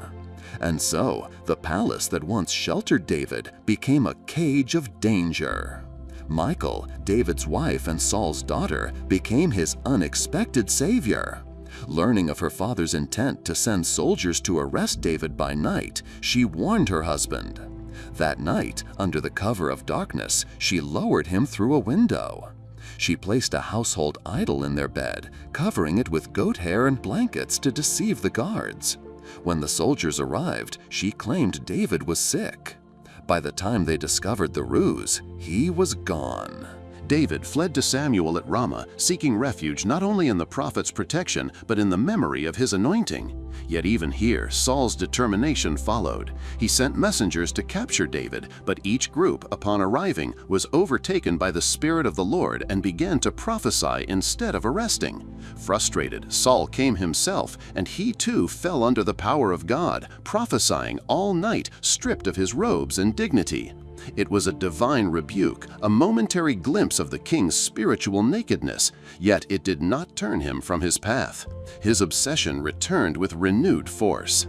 David, now a fugitive, began a life on the run. He fled from one city to another, from wilderness to cave, never staying long in one place. Each town became a brief shelter, each morning a question of survival. And still, Saul pursued him, unleashing troops, enlisting spies, twisting the machinery of state to capture a single man. The king of Israel was waging war not on foreign invaders, but on the man he once called "my son." In Nob, David sought sustenance from Ahimelech the priest. He asked for bread and for a weapon. The only sword available was that of Goliath, the giant David had slain years earlier. A grim irony as he took up the very weapon that symbolized his rise. Ahimelech, unaware of the full conflict between David and Saul, helped him. It would cost him dearly. When Saul learned of this aid, his fury knew no bounds. He accused the priests of treason and, in one of the darkest acts of his reign, ordered their execution. When his guards refused, a foreigner named Dog carried out the slaughter, killing 85 priests and decimating the town of Nob. This massacre marked a turning point. Saul was no longer merely paranoid, he was dangerous to the covenant people. His fear of David had driven him to sacrilege, to the shedding of innocent blood. David, upon hearing of the atrocity, was crushed with guilt. He believed his presence had brought destruction upon those who helped him. The burden of leadership, even in exile, weighed heavily on his soul. Yet not all who heard of Saul's wrath turned against David. Men began to gather around him, misfits, fugitives, the disillusioned. He did not seek them out, but they came, drawn by his charisma, his righteousness, and perhaps the shared hope that he was Israel's future. Among them were warriors of great valor, men who would become the backbone of his later kingdom. In the caves of Adullam, David became not only a fugitive, but a leader. His character was being forged in suffering. Even his family, sensing the danger, fled from Saul's reach to join him. David arranged for their protection with the king of Moab, an unlikely ally. Meanwhile, the prophet Gad warned David not to remain in hiding in Moabite territory, but to return to Judah. David obeyed, even though it brought him closer to Saul's grasp. Obedience, not comfort, guided his steps. From Keilah to Zip to En-Gedi, David lived on the edge. Saul, relentless in his pursuit, used every opportunity, every informant to hunt him down. At Keilah, after David saved the city from Philistine raiders, he discovered through divine counsel that the very people he had rescued would betray him to Saul. He fled before they could do so. In the wilderness of Zip, Saul's spies nearly caught David. On one occasion, Saul's army encircled him, certain of victory. But word of a Philistine invasion reached the king just in time, forcing him to abandon the chase. Providence continued to shield David, though it never made his path easy. In these years, David's moral compass was tested repeatedly. Twice he had the chance to kill Saul. Once in the cave of En-Gedi, where Saul, unaware of David's presence, entered to relieve himself. David's men saw it as divine opportunity, a chance to end the chase, to claim the throne. But David crept forward and only cut off a piece of Saul's robe. Even this small act troubled his conscience. He later confronted Saul from a distance, displaying the cloth and declaring his innocence. Saul wept, seemingly repentant, and called David more righteous than I. But the chase would resume. Later, David and his nephew Abishai infiltrated Saul's camp at night. They stood over the sleeping king, his spear at his side. Again, Abishai urged a swift kill. Again, David refused. He took the spear and water jug as proof, then called out from afar, demonstrating his mercy. Saul again expressed regret. Yet the heart of the king had long since calcified. What kept David from vengeance? It was not weakness nor fear. It was reverence. He saw Saul not merely as a man, but as the Lord's anointed. Until God removed him, David would not take what was not his to seize. This restraint distinguished him from Saul, who clung to power at all costs. David would wait, even if it meant years of hunger, danger, and exile. But even David was not immune to despair. In time, wearied by the endless pursuit, he sought refuge among the Philistines, enemies of Israel, but safer than the wrath of Saul. He lived under the protection of Achish, king of Gath, and was given the town of Ziklag. It was a controversial move, but it gave David space to regroup. Even in exile, his reputation grew. Meanwhile, Saul's kingdom weakened. The people lost faith. Prophets fell silent. The king, once chosen by God, was now left to his own devices, stewing in fear and rage. He had sacrificed priests, betrayed his daughter's trust, nearly killed his son, and diverted the army from defending the nation to chasing a single man. His reign had become a slow unraveling. And all the while, David endured. He did not retaliate with force or conspiracy. He waited. He trusted. He learned. The trials of these fugitive years were not wasted. They shaped him into the kind of king Saul could never be, one who ruled not by fear but by faith, not by coercion but by calling. The story of Saul's relentless pursuit of David is not just a tale of jealousy. It is a parable of power misused and humility tested. Saul feared the rise of another, but in trying to prevent it, he hastened his own fall. David never sought to dethrone Saul, yet he proved himself more kingly in the wilderness than Saul ever did on the throne. But the subtle unease had turned into a dark obsession. David, once merely a young musician in Saul's service, now loomed as an existential threat in the king's eyes. A threat not merely to his throne, but to his very identity as God's anointed. The people's chants still echoed in the king's ears. Saul has slain his thousands, and David his 10,000s.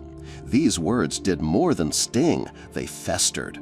Each repetition tore at Saul's pride, burrowed into his insecurities, and fueled a paranoia that knew no rest.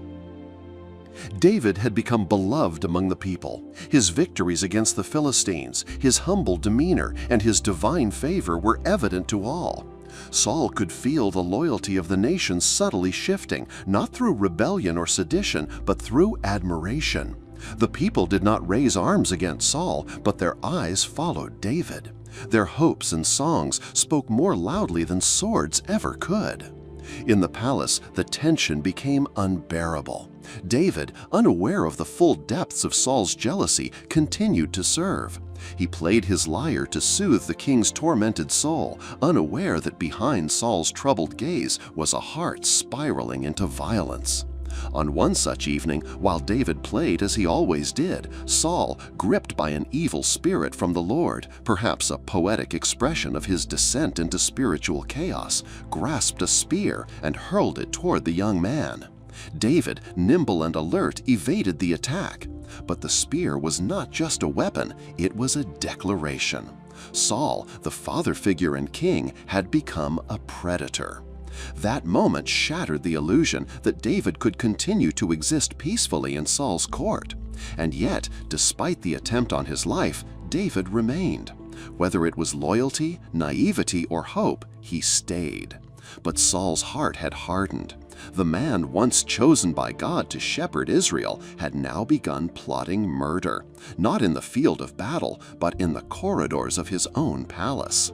Saul began to manipulate those around him. One of his strategies involved offering his daughters in marriage to David. The offers were laced with cunning. First, he promised Merab, his elder daughter, to David, only to give her to another man at the last moment. Then came Michal, Saul's younger daughter, who, much to Saul's surprise, loved David. Saul saw in this not a family union, but a snare. He demanded a bride price not in gold or property, but in Philistine lives, hoping David would die trying. David accepted the challenge not out of arrogance, but out of a heart that trusted in God's deliverance. He doubled the required toll, defeating and humiliating Israel's enemies, and returned victorious. Again, Saul was thwarted. His trap had become another stepping stone in David's rise. The more David succeeded, the more Saul unraveled. His court began to fracture. Those loyal to David, like Jonathan, Saul's own son, and Michal, found themselves in impossible positions, torn between blood and righteousness. Jonathan, bound to David in a friendship forged by faith and truth, stood firm. He pleaded with his father, reminding him of David's loyalty, his victories, his innocence. For a brief moment, Saul relented, swearing that David would not be harmed. But oaths meant little to a man driven by fear and consumed by pride. Not long after, David once again found himself playing the lyre for Saul, and once again the spear flew. This time, David fled. The palace, once a place of service and honor, had become a death trap. David ran to his home, seeking shelter with Michal, but the orders had already gone out. Saul's men waited outside, prepared to kill him in the morning. Michal, cunning and brave, helped David escape through a window. She created a deception, laying an idol in the bed and covering it with goat's hair to resemble David sleeping. When Saul's men stormed in, they found a ruse, and their prey long gone. David fled to Samuel at Ramah. It was a return to the prophet who had first anointed him, the man who had once grieved over Saul's failure. Together they went to Naioth, but even here Saul's wrath pursued. When he learned of David's location, he sent men to seize him. Something extraordinary happened. As Saul's messengers approached the prophets, the Spirit of God overwhelmed them, and they began to prophesy. Saul sent more men, and the same thing occurred. Finally, Saul himself came, only to fall under the same divine influence. Stripped of his robe, he lay prophesying all night, disarmed not by David, but by the God who had once chosen him. But this spiritual intervention did not change Saul's heart. It only delayed the inevitable. David, now fully aware of the danger, went to Jonathan. Their conversation was tender, desperate. David asked, "What have I done? What is my guilt? What is my sin before your father that he seeks my life?" Jonathan, still hoping for his father's goodness, promised to uncover the truth. Together they devised a plan during the new moon feast. Jonathan would attend in David's place and observe Saul's reaction. At the feast, David's absence on the first day was unremarked, but on the second, Saul asked, and when Jonathan defended his friend's absence, Saul erupted in fury. He cursed Jonathan, calling him the son of a perverse and rebellious woman, and hurled his spear at his own son. It was no longer about David alone. Saul's madness had turned on his own household. Jonathan returned to David with a heavy heart. In the field, they met for the last time as free men under the sun. Their farewell was one of tears and sacred vows. They reaffirmed their covenant, knowing that politics and bloodlines had made them enemies in the eyes of the kingdom, but never in the eyes of God. David wept, and Jonathan wept more. David's flight would now become a way of life. He would no longer dwell in palaces, but in caves, deserts, and enemy territory. The king's pursuit would be relentless, but each attempt to destroy David only served to expose Saul's descent. The man once chosen by God was now driven by rage, plotting in secrecy, trusting not in the Lord but in his own cunning. He was a king trying to kill the future, striking at God's will with trembling hands and a broken mind. The tale of Saul's pursuit of David is not merely the story of one man's jealousy, it is the unmaking of a soul. Saul's heart, once filled with the Spirit of the Lord, had become a battlefield. His fear of losing control drove him to betrayal, to murder, even to witchcraft later in life. But at this stage, his descent was marked by every javelin he hurled, every spy he sent, every plot he devised. David, meanwhile, emerged not just as a fugitive, but as a man tested in fire. He did not raise his hand against Saul. He did not gather rebels or incite revolution. He waited. He prayed. He endured. In caves and among the outcasts of Israel, a new kind of leader was being forged, not by royal decree, but by suffering and trust. The more Saul tried to destroy David, the clearer it became to all, especially to Saul himself, that the hand of God was no longer with the king. It rested instead upon the shepherd, the musician, the warrior in exile. And no amount of spears, schemes, or soldiers could change what heaven had already decided. The tale of David and Jonathan unfolds like a quiet sonata amidst the storm of political ambition, tribal warfare, and divine mandate. In a world consumed by suspicion and rivalry, the bond that grew between the young shepherd-turned-warrior and the son of Israel's first king stood out as a testament to loyalty, love, and tragedy. It was a friendship forged not out of convenience or advantage, but in the crucible of shared virtue and kindred spirit. And it began at a moment of triumph, yet also a moment of quiet transition, when David, fresh from slaying Goliath, entered the royal court not as a mere musician or armor-bearer, but as a national hero. When Saul looked upon David in the aftermath of the battle, something had already begun to shift within the palace. Saul, once chosen by God, but now teetering on the edge of rejection, saw in David the kind of divine favor he had lost. Yet in that very moment, his son Jonathan saw something entirely different. Where Saul saw threat, Jonathan saw kinship.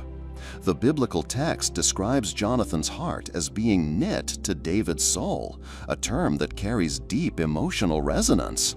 It was not a simple camaraderie of two young men of similar age. It was the profound recognition of one soul in another, as though David had stepped out of Jonathan's own spiritual mirror. Jonathan was no stranger to valor himself. He had fought his own battles against the Philistines, showing initiative and faith at Michmash, where he and his armor-bearer struck down enemies through bold and risky maneuvering. He knew what courage looked like. But with David, courage was tempered with humility, and faith wasn't only personal, it was prophetic. David's victory was not just military, it was messianic in tone. To Jonathan, David wasn't a competitor for his father's throne. He was a chosen vessel of God's purpose. And so, in an act of startling personal sacrifice, Jonathan stripped himself of his royal robe and armor and gave them to David. This was more than a gesture of friendship. In ancient Near Eastern cultures, such an act symbolized covenant, allegiance, and even abdication. Jonathan, the heir apparent, was yielding the signs of his position to the one he believed had been chosen by God. The depth of this sacrifice was made even more poignant by its context. Saul was still king. Jonathan still had every earthly right to the throne. Yet in this gesture, Jonathan signaled a profound submission, not merely to David, but to the will of the Lord as he discerned it. He recognized David's anointing even when David himself had not yet ascended. What followed was a relationship that grew stronger under pressure. As Saul's jealousy of David intensified, the court became a maze of conspiracies, surveillance, and attempted assassinations. David was at once honored and hunted, elevated by his military exploits, yet marked for death by the king's growing madness.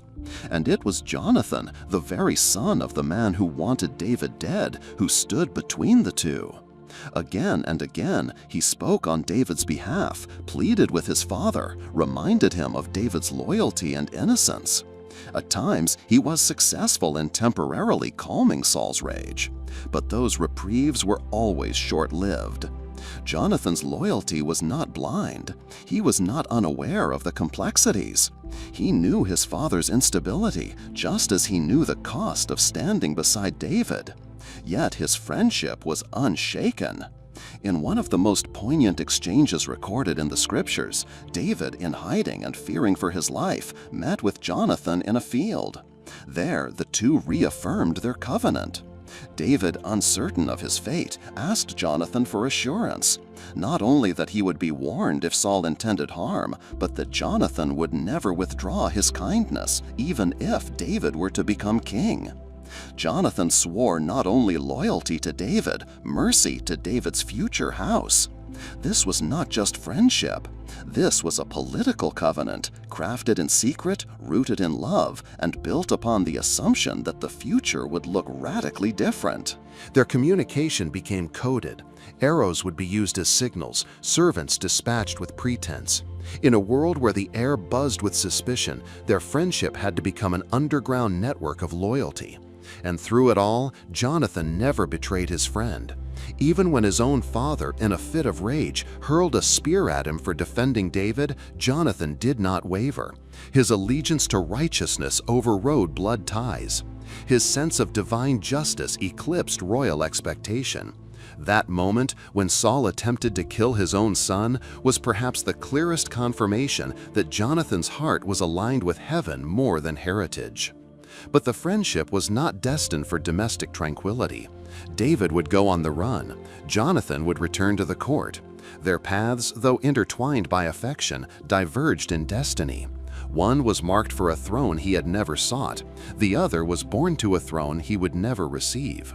Their final meeting, recorded with painful brevity, occurred in the wilderness of Ziph. David was in exile, hunted, tired, and uncertain. Jonathan came to him and strengthened his hand in God. They spoke openly of David's future kingship, and again Jonathan declared that he would stand at David's side. But they both knew that may never come to pass, and it did not. Jonathan died with his father Saul on Mount Gilboa, his body pierced by Philistine swords, his name forever linked to a tragic dynasty that rose and fell under the weight of divine judgment. Yet in his death, Jonathan was not a defeated prince. He was a faithful friend, a loyal servant of God's mysterious will, and a man whose honor outshone his inheritance. When David received news of Jonathan's death, his lament was not politically calculated or diplomatically crafted. It was raw. It was personal. "I am distressed for you, my brother Jonathan," he cried. "Your love to me was wonderful, more than the love of women." That line, so often debated, misunderstood, or flattened by theological hesitancy, deserves to be heard in the register of biblical poetry and covenant. David was not diminishing romantic love. He was elevating covenantal love. In Jonathan, he had known a loyalty that defied protocol, a compassion that withstood pressure, and a friendship that survived the corrosion of ambition. It was a bond forged not merely in shared interests, but in shared calling. The legacy of David and Jonathan's friendship would reverberate beyond their lives. When David eventually assumed the throne, he searched for any remaining descendants of Jonathan to show kindness for his sake. He found Mephibosheth, Jonathan's crippled son, and brought him to the royal table. In a world where kings typically exterminated the line of rivals, David's act was radical. It was covenant lived out in politics. It was mercy driven by memory. And yet the friendship was also a haunting reminder of what could not be.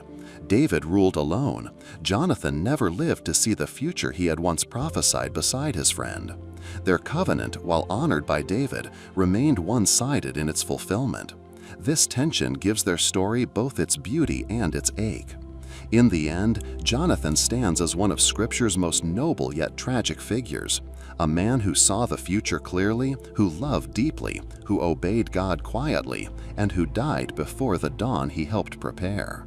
Their friendship remains a mirror in which every generation may examine its own values. In an age that prizes advantage and transactional alliance, the story of David and Jonathan reminds us of the power of selfless covenant.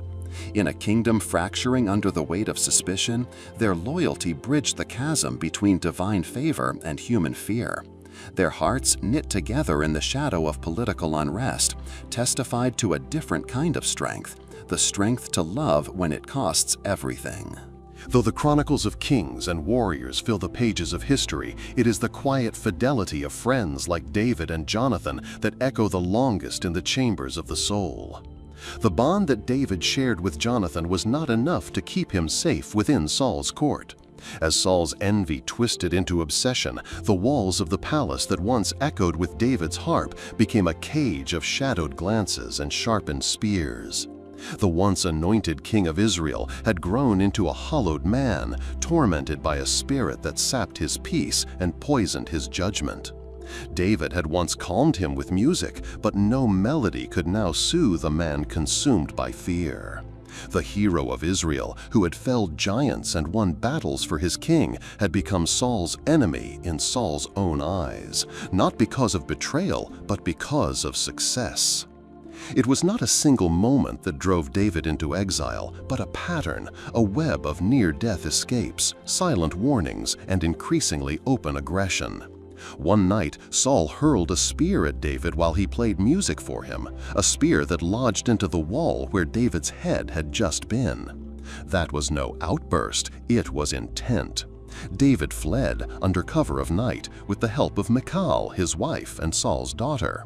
She lowered him from a window and disguised his absence in the bed with a statue draped in goat's hair.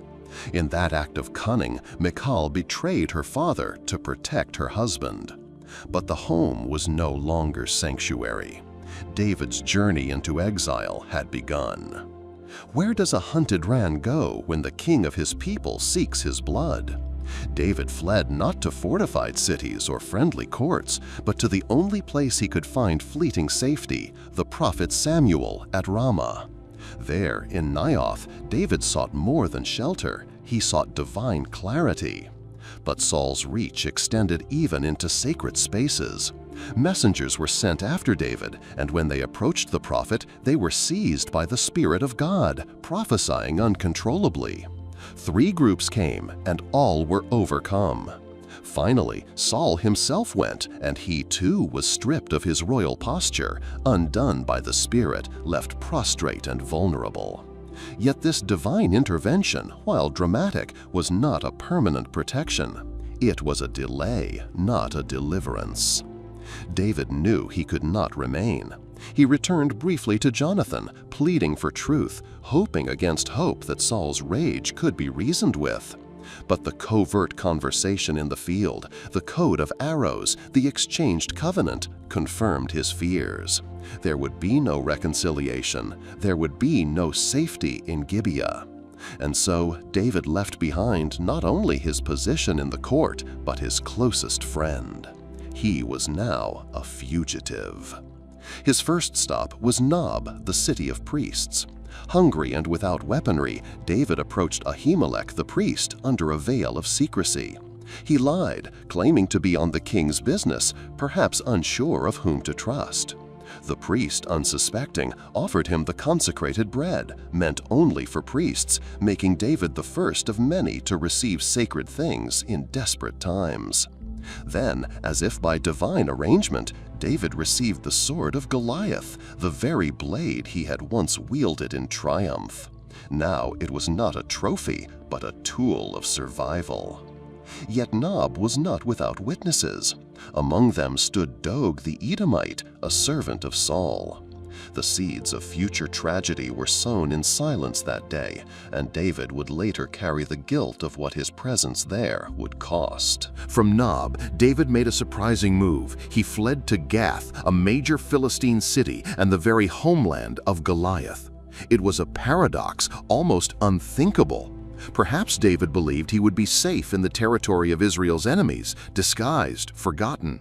But the Philistines had not forgotten. He was recognized, and the echo of the song, "Saul has slain his thousands, and David his 10,000s," had crossed even enemy lines. In a desperate act of survival, David feigned madness, scratching at doors and drooling at his beard before the court of Achish, king of Gath. The ruse worked. Achish dismissed him as a lunatic, unworthy of concern. David escaped, not through might or miracle, but through humiliation. He was no longer the champion of Israel, but a vagabond whose life depended on appearing broken. It was in the cave of Adullam that David began to gather his true kingdom, not a kingdom of territory, but of loyalty. Disillusioned men, the distressed, the indebted, the discontented came to him. They were not mighty in name, but they would become his mighty men. With them came the first glimmers of a different kind of leadership. David was no longer simply reacting to Saul's pursuit. He was becoming something else, a leader of the marginalized, a shepherd once again, though now of souls bruised by a broken system. He was, in a sense, beginning to form the architecture of an alternative Israel. From there, David sought refuge for his family in Moab, perhaps remembering his own heritage. His great-grandmother Ruth had been a Moabite. In a foreign land, David ensured the safety of his parents, a move both practical and symbolic. He was protecting not only his lineage, but also acknowledging that his calling would cost his family peace. For a time, the prophet God directed him to move to the forest of Hereth, and there David began a new pattern, living on the move, staying one step ahead of Saul, all while navigating the politics and ethics of leadership without a throne. The news soon reached him of a crisis in Keilah, a town besieged by Philistines. Despite his outlaw status, David inquired of the Lord and went to rescue the people. It was a bold decision. Delivering Keilah meant exposure. If Saul learned he was there, he could trap him. Yet David chose responsibility over safety. His intervention saved the town, but gratitude did not follow. Through divine insight, David learned that the very people he had rescued would betray him to Saul. The lesson was searing. Deliverance did not guarantee loyalty. Leadership was not always rewarded. Trust was a currency easily spent by the fearful. So he fled again, into the wilderness of Ziph and then to Maon. Saul pursued him with dogged determination, his wrath undiminished, his paranoia unrelenting. In Maon, the two forces circled like predators, separated only by a ridge. Saul was closing in when a messenger arrived with urgent news: the Philistines are attacking elsewhere. Providence intervened. Saul broke off the pursuit, and David escaped yet again. The place became known as the Rock of Escape, a monument not to David's cunning, but to divine timing. Even in exile, David did not abandon faith. He wrote psalms, songs of fear, trust, and deliverance. The wilderness did not break him, it refined him. Yet it also tested him. In En-Gedi, nestled in the crags by the Dead Sea, David found a stronghold. Saul came in pursuit and, in a twist of irony, entered the very cave where David and his men were hiding. Unaware, vulnerable, alone. David's men saw the moment as divine sanction. "This is the day the Lord spoke of," they whispered. "Kill him." But David would not. He crept silently, blade in hand, and cut only a corner of Saul's robe. Even that act, the symbolic mutilation of royal fabric, pierced David's conscience. When Saul departed, David revealed himself and held up the piece of cloth. "I could have killed you," he declared, "but I did not." His words were not a plea for reconciliation, but a declaration of integrity. "I will not lift my hand against the Lord's anointed." That phrase became the cornerstone of David's ethical compass. Though he was hunted, though he was anointed, though the path to the throne lay open through Saul's death, David refused to take it by force. For a moment, Saul softened. Tears welled in the king's eyes. He acknowledged David's righteousness, even prophesying David's future as king. They parted with an uneasy truce, but David did not return. He had learned that Saul's remorse was fleeting, his sanity unreliable. And then came the horror at Nob. Saul, having learned from Doeg the Edomite of David's visit, ordered the slaughter of the priests. 85 men were killed, along with their families and livestock. It was a massacre, a stain on Israel's history, carried out in a frenzy of vengeance. Only one priest, Abiathar, escaped and fled to David, bringing with him the ephod and the haunting knowledge of the cost of loyalty. David's heart broke. "I am responsible," he said, and he meant it. His presence in Nob, his need, his deception, however justified, had drawn Saul's wrath. David now carried not only the weight of survival, but the grief of unintended consequence. The wilderness years were not without light. In their darkness, David forged a new kind of kingship, one that did not rely on coronation, but on calling, not on palace walls, but on trust. His men followed him not because of title, but because of who he was. He protected the weak, honored the Lord, and resisted vengeance. He had chances to seize power, but he waited. As the seasons passed, the fugitive grew into a father of a movement. The exile that began in fear transformed into a pilgrimage of faith. And though the road ahead was still long and Saul's shadow still stretched across the land, the heart of Israel was beginning to shift. David, the outlaw, was becoming David, the shepherd of a kingdom yet unseen. David's path, once radiant with promise after his triumph over Goliath, had twisted into a long exile marked by suspicion, betrayal, and survival. But as his years on the run wore on, his exile evolved. It was no longer only about fleeing Saul. It became a crucible for identity, testing the very essence of David's character. During this period, one of the most striking and morally complex chapters in his journey unfolded: his temporary alignment with Israel's sworn enemies, the Philistines. What began as an act of desperation grew into a calculated political maneuver, and what seemed like treachery from the outside became a test of loyalty, conscience, and kingship. David had grown tired of running. Years of sleeping in caves, dodging spies, and weaving through enemy territories had worn even his resilient spirit. Despite his earlier refusals to raise a hand against Saul, he could not escape the grim reality. As long as Saul lived, David's life hung in the balance. The king's pursuit was relentless, irrational, and unrepentant. David, though chosen by God, had begun to realize that waiting indefinitely could destroy not only him, but the community that had formed around him, his family, his followers, and the growing band of men who had staked their future on his. It was then that he made the decision that would shock the hearts of many in Israel. He would go to Gath, not as a raving fugitive this time, but as a leader, a commander, a man with leverage. Achish, the Philistine king of Gath, still reigned. Surprisingly, rather than reject or kill David, Achish welcomed him. Perhaps the king saw in David a valuable defector, a powerful weapon to wield against Saul. Perhaps he believed David's exile meant a genuine break with his own people.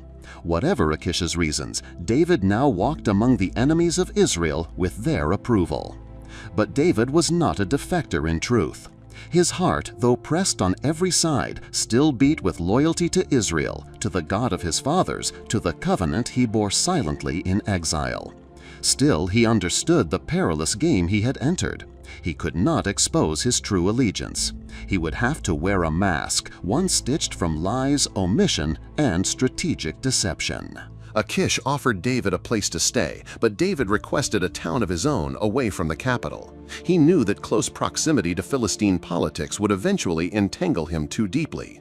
So Achish granted him Ziklag, a town on the southern frontier, once belonging to Judah but now in Philistine hands. There, David and his 600 men settled with their families. It was a bitter kind of homecoming, a future king of Israel living in enemy territory, leading a band of warriors under the protection of a foreign crown. Yet Ziklag became more than refuge. It was the crucible where David began to act like a king, discreetly, practically, and with growing authority. From this base, he launched raids not against Israel, but against ancient enemies of his people, the Geshurites, the Girzites, the Amalekites. These nomadic groups inhabited lands stretching between Egypt and Canaan and had long harassed Israel's borders. David struck them ruthlessly, leaving none alive to tell tales. When Achish inquired where he had raided, David would answer ambiguously, suggesting he had attacked territories of Judah or southern Israel. The deception was dangerous, yet effective. Achish came to believe that David was cutting ties with his own people, making him more trustworthy in Philistine eyes. This duplicity was more than political, it was psychological warfare. David was undermining Israel's enemies while embedding himself within their structure. He was operating like a spy in plain sight, feeding the Philistine king false reports while continuing to act in Israel's strategic interest. It was a delicate dance, balancing loyalty with survival, offense with subterfuge. His hands, already stained by battles, grew bloodier still, but for causes he deemed just, for a future he believed was divine. Ziklag also became a society of its own. No longer a ragged band of fugitives, David's followers were now an organized, disciplined force. Each man had a role, each raid was calculated, and their wealth grew. Spoils from their campaigns sustained their households. Their children played in dusty courtyards. Their wives tended to homes in a land that did not belong to them. David, in this liminal space between nations, forged a community that looked more and more like the beginnings of a kingdom, not with a throne, but with allegiance. These men followed him not because he had power, but because he had integrity, vision, and a cause. Then came the moment of greatest tension. The Philistines gathered their forces for a full-scale invasion of Israel. It was not a border raid or a territorial squabble, it was war. Achish summoned David and told him plainly, "You must march with me, you and your men."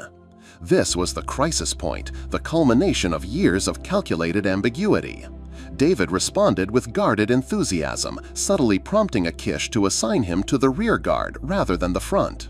Achish, convinced of David's loyalty, trusted him entirely, even boasting to the other Philistine lords that he had found in David a loyal servant. But the other lords were not so easily swayed. They remembered the songs, the legend, the battlefield where David's name first rose above the dust. They did not trust him, nor did they care for Achish's blind faith.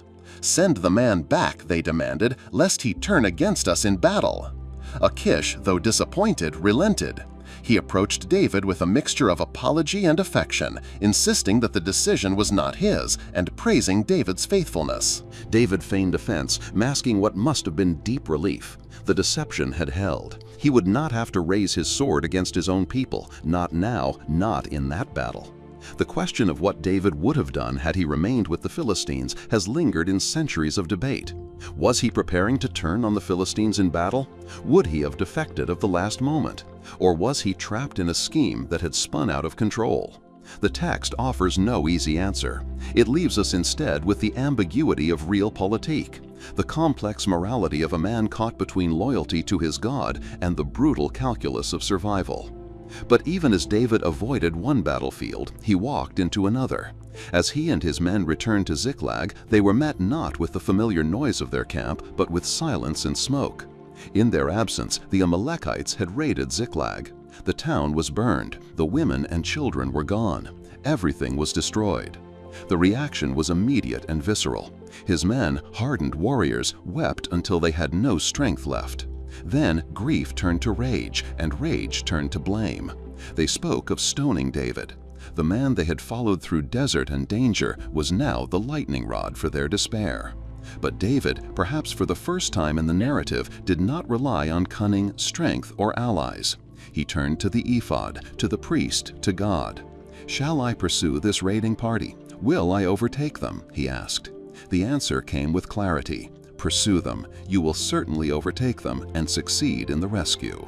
With urgency and resolve, David led a forced march. Some men, exhausted and broken, remained behind.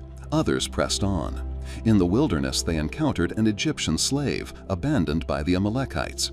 He was half dead, but he held the key to their enemy's location. Revived with food and kindness, he led David straight to the camp. The Amalekites were scattered, drunk with victory, unaware that vengeance approached. David attacked at twilight and fought until the next evening. It was a total rout. Not only were the families rescued, but great spoils were recovered, goods from other towns the Amalekites had raided. Not a single captive was lost. It was a reversal of despair, a restoration of hope, and a moment that re-cemented David's leadership. Yet what followed revealed the depth of his transformation. When they returned to the man who had stayed behind, some in the ranks demanded that these men receive none of the spoils.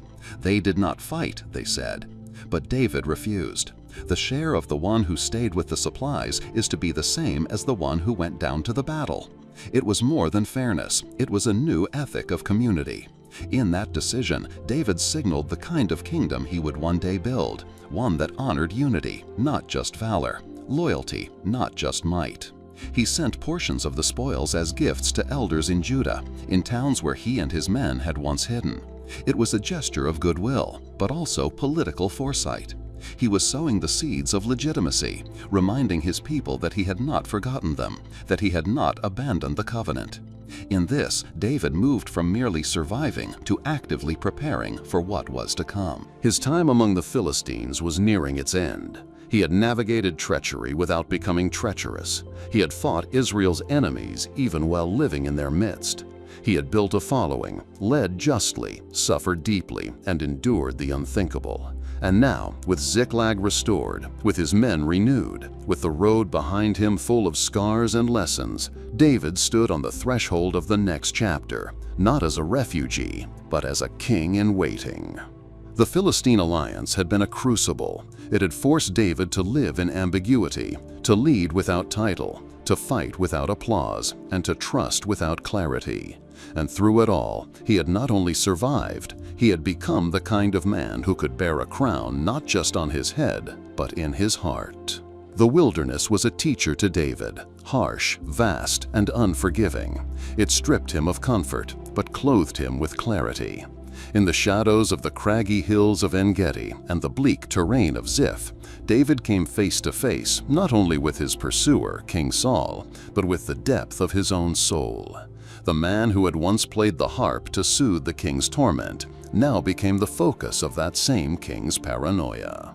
And yet, in this unforgiving crucible of exile, David's choices would distinguish him, not as a usurper, but as a man of principle, whose restraint in moments of power revealed a heart shaped by something far greater than ambition. It began in the caves near En-Gedi. Saul, driven by a desperate obsession, led 3,000 chosen men into the wilderness to hunt David down. The irony was sharp.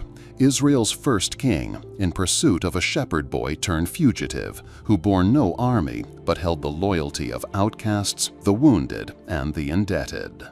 These were David's men, and they had followed him into the harsh unknown, driven not by promises of wealth or power, but by trust in a leader who never ceased to seek God in the depths of his despair. On one of those days, when the sun beat mercilessly on the rocks and the air clung with silence, Saul entered a cave to relieve himself, unaware that David and his men were hidden deeper within. The tension was unbearable. The king, the very man who sought David's life, was now utterly vulnerable, his back turned, his sword out of reach, oblivious to the presence of the man he sought to kill. Whispers surged among David's men. "This is the day the Lord spoke of," they said. "He has delivered your enemy into your hands." But David's hand trembled not with eagerness but with reverence. Crawling forward, he did not raise his blade to strike, but only to cut off a corner of Saul's robe, a symbolic gesture that carried the weight of judgment, mercy, and restraint. When Saul left the cave, David followed, his voice echoing across the rocky expanse. "My lord the king," he called. Saul turned, startled to see the man he had hunted, kneeling, holding the torn piece of cloth. "Why do you listen to men who say David seeks your harm? Look, this day your eyes have seen how the Lord gave you into my hand, but I spared you." It was a confrontation that unraveled the moral fabric of Saul's pursuit. David had the power to kill, but chose instead to honor the anointed office of the king, even as its occupant had failed him. Saul, broken for a moment, lifted his voice and wept. "You are more righteous than I," he confessed, "for you have repaid me good, whereas I have repaid you evil." The confession was as much an admission of defeat as it was a flash of clarity in a heart otherwise darkened by jealousy. Saul even declared, "I know that you shall surely be king, and that the kingdom of Israel shall be established in your hand." And then, almost as a final plea, he asked David to swear that he would not cut off Saul's descendants or blot out his name. David swore, and Saul went home. But David did not. He returned to the strongholds. Trust, once broken, is not easily mended. Time passed, but Saul's resolve to destroy David did not wane. Once again he came into the wilderness, this time to the hills of Hakilah with his elite force. David, ever watchful, learned of Saul's encampment and went out by night with Abishai, his loyal nephew and warrior. Under the cover of darkness, they found Saul asleep, his spear stuck in the ground beside his head, and his bodyguard Abner lying next to him. Again, fate presented David with a terrifying opportunity. Abishai whispered, "God has given your enemy into your hand this day. Let me pin him to the earth with one stroke." But David restrained him. "Do not destroy him," he said, "for who can put out his hand against the Lord's anointed and be guiltless?" In that moment, David's vision was not clouded by vengeance or political advantage. He saw more than a sleeping king. He saw the sacred weight of office, the danger of overstepping divine boundaries, and the shadow of his own future. Instead of striking Saul, he took the spear and water jug from beside the king's head and crept away. From a safe distance, David called out to Abner, Saul's commander. His voice, clear and defiant, pierced the silence of the night. "Are you not a man? Who is like you in Israel? Why then have you not kept watch over your lord the king?" It was both a taunt and a revelation. Saul awoke to hear David's voice and saw his spear and water jug held high. Once more, David declared his innocence and questioned the legitimacy of Saul's pursuit. "Why does my Lord pursue his servant? For what have I done? What evil is on my hands?" Saul's response was familiar: remorse, confession, and recognition. "I have sinned," he said. "Return, my son David, for I will no more do you harm."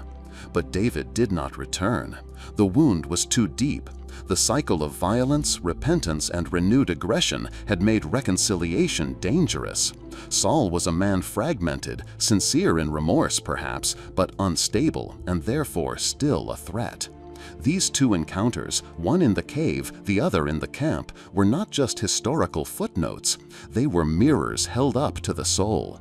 David's restraint, his refusal to kill when killing was justified by the norms of war and self-preservation, revealed a character anchored not in expedience but in reverence.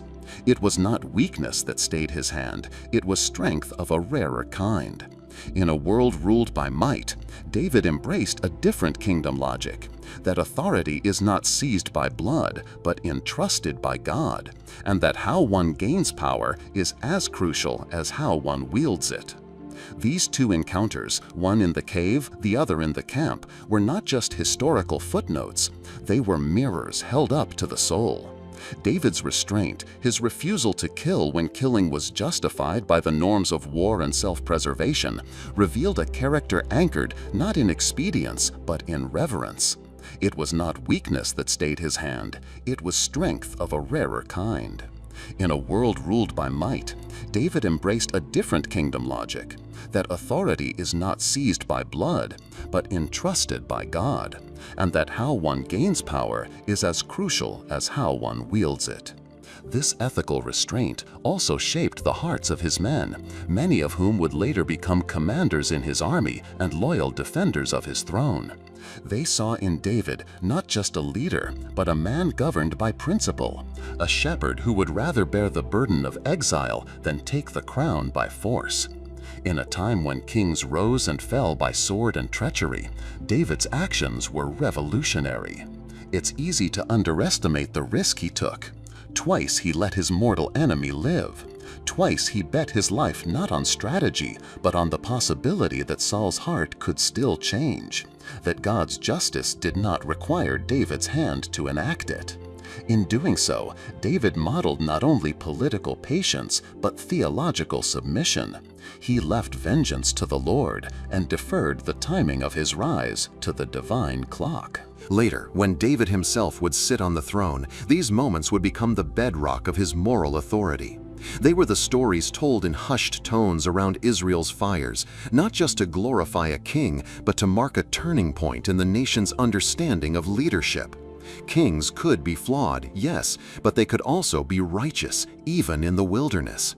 And David, the man who refused to kill when it was easiest, would forever be remembered as a king who knew how to wait for God, even when the world demanded action. In the end, the wilderness did more than preserve David's life, it preserved his soul. The decisions made in caves and camps shaped the king he would become, merciful, discerning, unwilling to trade his integrity for a crown won too soon.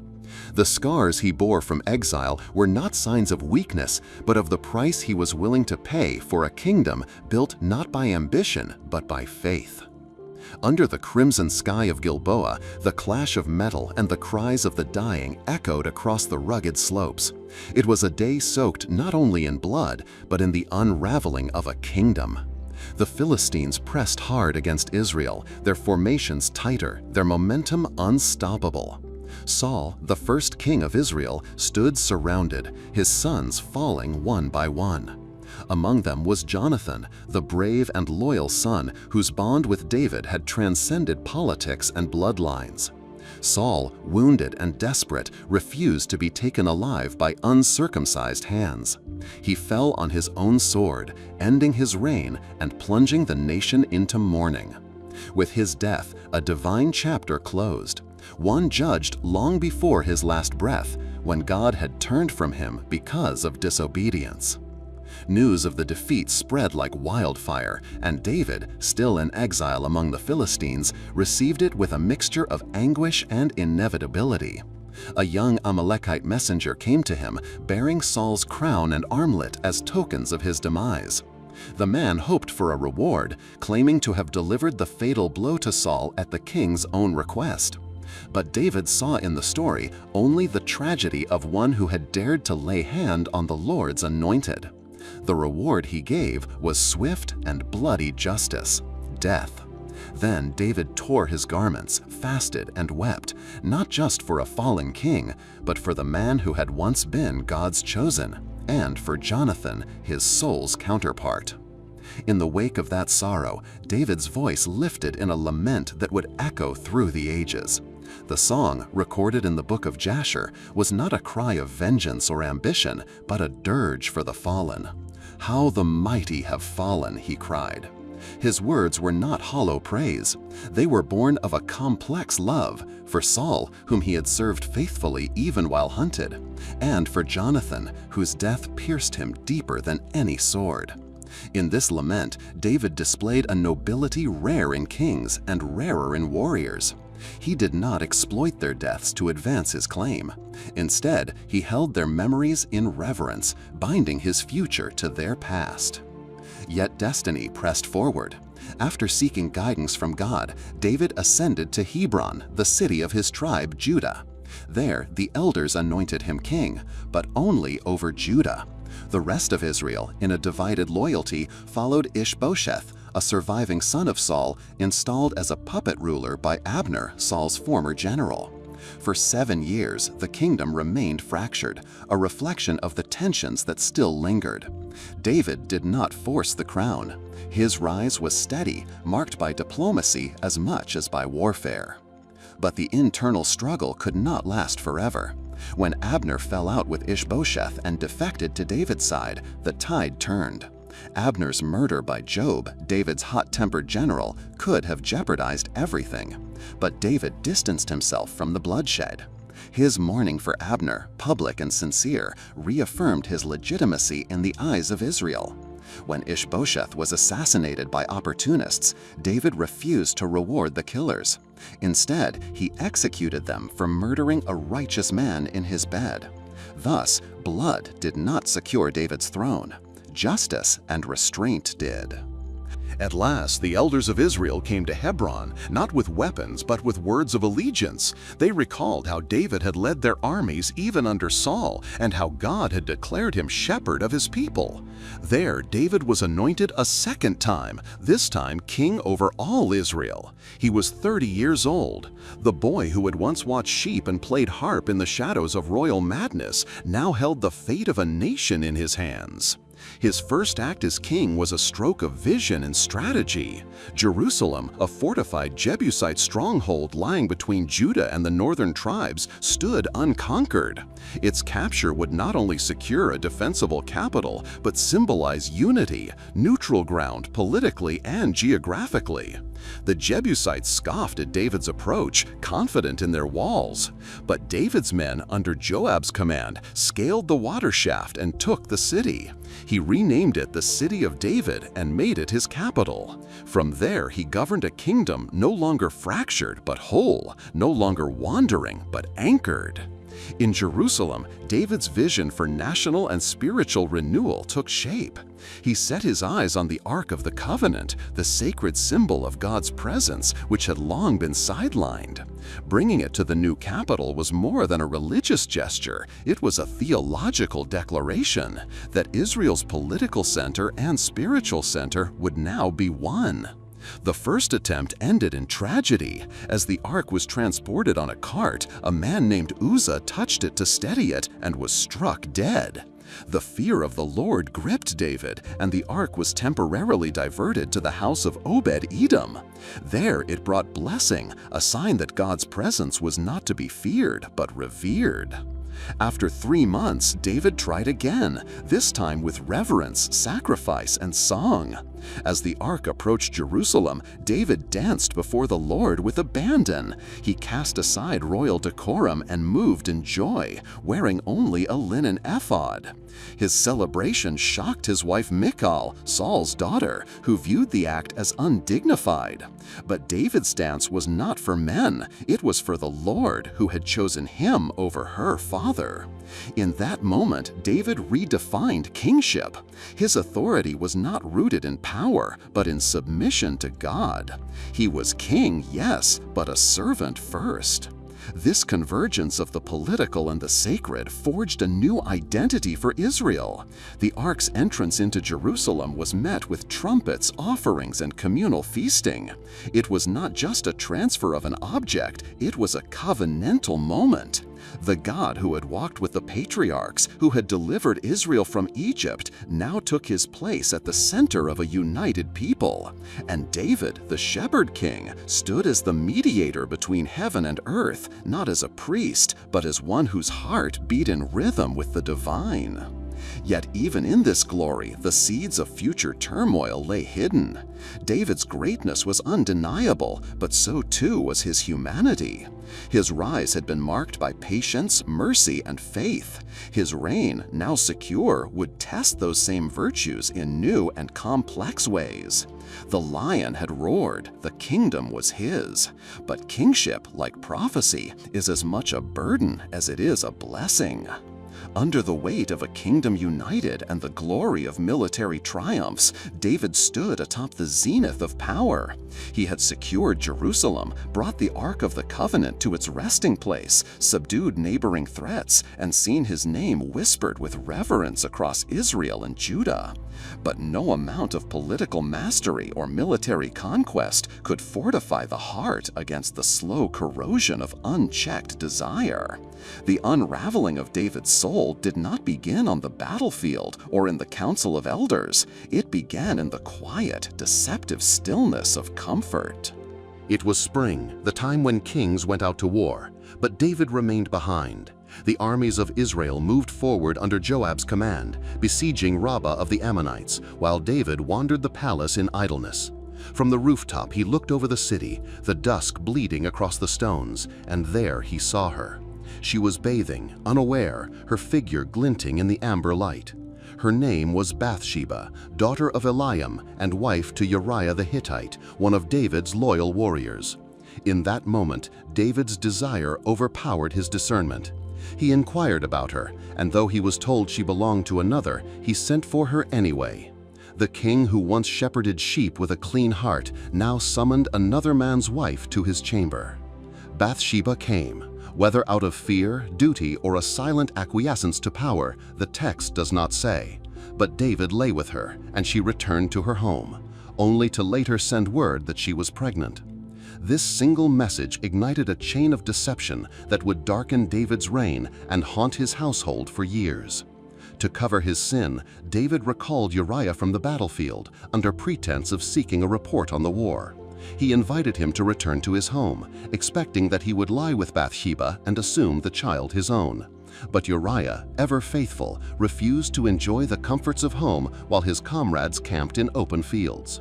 Twice David tried, and twice Uriah slept outside the palace gates. In desperation, David resorted to something far darker than deceit. He wrote a letter to Joab, instructing him to place Uriah in the fiercest point of battle and then withdraw, ensuring his death. The letter was sealed and handed to Uriah himself, an unwitting courier of his own death sentence. Joab obeyed. Uriah died beneath the walls of Rabbah. And when Bathsheba mourned was over, David took her into his house, made her his wife, and she bore him a son. To the people, the situation may have seemed lawful, even noble, but the Lord saw everything. What David had done displeased the Lord. The prophet Nathan arrived at David's court without fury, but with a story. There were 2 men in a city, one rich and one poor. The rich man had many flocks and herds. The poor man had nothing but one little ewe lamb, which he had raised with his children. It ate from his table, drank from his cup, and lay in his arms. One day a traveler came to the rich man, but instead of taking from his own flock, the man took the poor man's lamb and prepared it for the guest. David's anger flared. "As surely as the Lord lives," he declared, "the man who did this must die. He must pay for that lamb 4 times over." Nathan's eyes fixed on David. "You are the man." The words rang like thunder. David, who had judged the fictional offender so swiftly, now stood condemned by the very justice he believed in. The prophet laid bare the depths of the king's sin. The Lord had anointed him, delivered him, given him Saul's kingdom and more. Yet David had despised the word of the Lord. He had struck down Uriah with the sword of the Ammonites and taken his wife. Because of this, Nathan warned, the sword would never depart from his house. David's heart broke. There was no evasion, no rationalization, no royal immunity. He simply said, "I have sinned against the Lord." And Nathan replied, "The Lord has taken away your sin. You are not going to die." But consequences remained. The child born of David's sin would not live. The infant grew ill. For 7 days David lay on the ground fasting, weeping, pleading with God. He refused food, would not rise, and dismissed his advisors. But on the 7th day, the child died. When David saw his servants whispering, he understood. He rose, washed, anointed himself, and went to the house of the Lord to worship. His servants were astonished. Why, they asked, did he fast while the child lived, but now eat after his death? David answered not with bitterness, but with resignation born of repentance. While the child was alive, I fasted and wept. Who knows? The Lord may be gracious. But now that he is dead, why should I fast? Can I bring him back again? I shall go to him, but he will not return to me. In that moment, David re-emerged, not as the triumphant king, but as a chastened man. His authority was intact, but his heart was forever altered. His actions had broken the fragile equilibrium of his household and had fractured the trust between king and covenant. Yet his repentance was genuine, and it became a cornerstone of his legacy, not in pride, but in humility.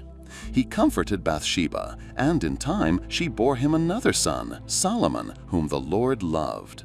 The boy's birth marked a turning point in David's personal life, a thread of redemption woven into a tapestry marred by blood and desire. Still, the shadow of this fall would echo through the coming years. The sword that Nathan had spoken of would indeed not depart. But for now, David had tasted the bitter fruit of unchecked passion, the agony of divine discipline, and the mercy of forgiveness. His psalms, perhaps penned during these days, echoed with vulnerability and contrition. "Have mercy on me, O God," he would write in Psalm 51, "according to your unfailing love. For I know my transgressions, and my sin is always before me." This was not the boast of a king, but the cry of a soul laid bare. In his failure, David was no longer the invincible shepherd warrior, but a man who had faced the abyss within himself and chosen, however painfully, to return to the God who had first called him from the fields of Bethlehem. Among David's children, the seeds of discord took root quickly. Amnon, his eldest son, was the first to embody this unrest. Driven by lust and entitlement, Amnon fixated upon his half-sister Tamar, the full sister of Absalom. Devising a deceitful plan, he feigned illness and requested that Tamar tend to him. Alone and vulnerable, Tamar was overpowered and violated. The act was not hidden, and its consequences were immediate. Tamar tore her garments, a symbol of violated purity, and fled in shame. David, upon hearing the matter, was furious, yet he did not act. Whether out of paternal confusion, guilt from his own past, or weakness, the king withheld judgment. Absalom, however, did not. He waited, silently, patiently, brooding over his sister's dishonor and his father's inaction. For 2 years he held his peace, harboring a smoldering resolve. Then, in a calculated move, he orchestrated Amnon's assassination during a festive gathering. Justice in his eyes had been served, but not through the courts of his father. It was a fratricide that widened the chasm between Absalom and the king. Fearing David's wrath, or perhaps understanding his father's complex emotions, Absalom fled to Geshur, a place of exile and reflection. He remained there for 3 years. David, though grieved, longed for his son. Eventually, through the mediation of Joab, Absalom was allowed to return to Jerusalem, but not to the royal presence. For 2 more years, father and son lived in the same city, yet never crossed paths. Absalom, embittered by this half-reconciliation, began to fashion a new path, not just toward reconciliation, but toward power. Handsome, charismatic, and shrewd, he stood at the gates of the city and greeted the people with warmth and empathy. When they came with disputes, he lamented that there was no one from the king to hear them. "If only I were appointed judge," he would say, "everyone with a complaint would receive justice." Slowly, hearts began to shift. Loyalty drained from David's throne and pooled around his ambitious son. After 4 years of careful politicking, Absalom declared his rebellion. He traveled to Hebron under the pretense of a religious vow, but there his supporters crowned him king. Messengers rushed to David, and with heavy heart, the aging king fled Jerusalem barefoot and weeping, accompanied by loyalists and priests carrying the Ark of the Covenant. He commanded them to return the ark to the city, entrusting his fate to God's will. "If I find favor in the Lord's eyes, he will bring me back. But if not, let him do as seems good to him." The escape was laden with sorrow.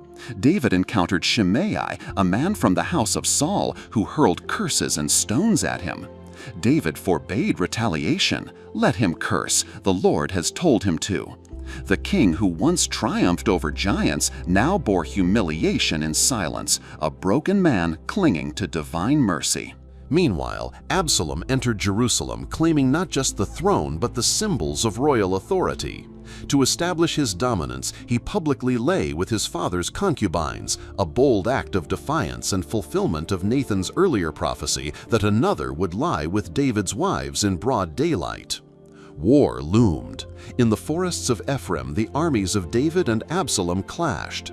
David had given one command above all: deal gently with the young man Absalom. But war is not gentle.